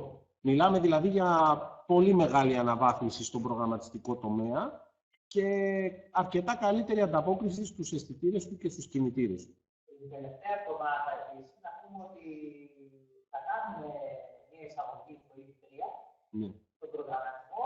Εμείς δεν έχουμε ρομποτάκι, το πρόγραμμα το έχουμε κατευθυνμένο όμως, οπότε μπορείτε να δείτε τις διαφορές. Για όσους θα αποκτήσουν EV3. Δεν το κατάλαβα για το ρομπότ εννοώ. Το ρομπότ τα ίδια πράγματα. Ναι. Τα ίδια πράγματα κάνει. Έχει το EV3, έχει τους ίδιους αισθητήρες, αλλά της καινούριας έκδοσης, δηλαδή τη πιο καινούρια κατασκευή, και έχει μέσα επιπλέον έναν gyro sensor, δηλαδή ένα κινητήρα με γυροσκόπιο, ο οποίος μπορεί να χρησιμοποιηθεί για να προσανατολιστεί το ρομπότ πάνω στην πίστα και να μπορεί κανείς να το στρίψει και με συγκεκριμένες μοίρες. Δηλαδή να μπορεί να το πει στρίψει 60 μοίρες το ρομπότ. Γιατί έχει ένα γυροσκόπιο, ξέρετε τι είναι το γυροσκόπιο, όπως αυτό που χρησιμοποιούμε στα κινητά, και μπορείς να το χρησιμοποιήσεις για να το στρέφεις το ρομπότ με ακρίβεια πάνω στην επίπεδη επιφάνεια. Αυτό που ήθελα να πω για το site της Ολυμπιάδας, για να μην σας καθυστερήσω, είναι ότι η Ολυμπιάδα διεξάγεται σε 3 επίπεδα, δημοτικό, γυμνάσιο, λύκειο, και επειδή νομίζω όλοι ή οι περισσότεροι από εσάς είστε δάσκαλοι, νομίζω ότι θα σας ενδιέφερε να δείτε το Elementary Challenge. Δηλαδή, όταν θα πάτε στο site και θα δείτε την κατηγορία Challenges, θα δείτε 2 αναρτημένα Challenges. Το πρώτο είναι για τα δημοτικά. Έχει λεπτομερείς οδηγίες σε ένα PDF, ακριβώς πώς θα είναι η πίστα, ποια θα είναι τα εμπόδια, ποιος είναι ο σκοπός, λέγεται κυνήγι μαργαριταριών. Και μπορεί κανείς να το δει για να καταλάβει περί τίνος πρόκειται. Φαινομενικά είναι λίγο δύσκολο, αλλά με λίγη προσπάθεια όλες οι πίστες παλεύονται. Πιστέψτε μας, οι διαγωνισμοί γίνονται για να λύνονται και όχι για να τους βλέπουμε και να ξύνουμε τα κεφάλια μας. Νομίζω ότι γίνεται να τους αντιμετωπίσεις. Εγώ δεν έχω κάτι άλλο να προσθέσω εδώ. Να προσθέσω κι εγώ λοιπόν για το διαγωνισμό ότι ο περιφερειακός διαγωνισμός για τα νησιά του Νοτιού Αιγαίου θα διοργανωθεί από το δεύτερο ΕΚ Ρόδου και φέτος. Θα διοργανωθεί εδώ στη Ρόδο. Οι ομάδες που θα συμμετέχουν στο διαγωνισμό τον περιφερειακό θα πρέπει να έρθουν στη Ρόδο. Θα ανακοινωθεί έγκαιρα ώστε όσοι θέλουν να συμμετέχουν να βγάλουν τα εισιτήριά τους από νωρίς ή να ξέρουν να κανονίσουν τις δουλειές τους. Και φυσικά εσείς που έχετε ήδη ασχοληθεί, θα σας στείλω απευθείας στα mail σας ό,τι έχουμε για το διαγωνισμό, πότε θα διεξαχθεί. Το λογικό είναι ότι ο διαγωνισμός θα γίνει μετά το Πάσχα, πριν τις εξετάσεις φυσικά, ώστε αυτοί που θα προκριθούν από τον περιφερειακό διαγωνισμό να μπορούν να πάνε στον πανελλήνιο διαγωνισμό που θα διεξαχθεί στην Αθήνα, όπου θα είναι μόνο οι νικήτρες ομάδες από τους περιφερειακούς. Αυτό σημαίνει ότι είναι καλό να γίνει σχετικά νωρίς για να έχουν το χρόνο οι ομάδες που θα διακριθούν να βγάλουν εισιτήρια για να μεταφερθούν στην Αθήνα. Αν θέλετε κάτι άλλο για το διαγωνισμό ρωτάτε, ιδάλλως να το κλείσουμε για σήμερα και να κλείσουμε ραντεβού για την επόμενη εβδομάδα στις 4:30 ώρα. Δεν βλέπω ερωτήσεις. Ελπίζω να ήταν ενδιαφέροντα αυτά που είπαμε και να σας καληνυχτήσω. Καλό βράδυ λοιπόν. Ραντεβού την επόμενη εβδομάδα στις 4:30.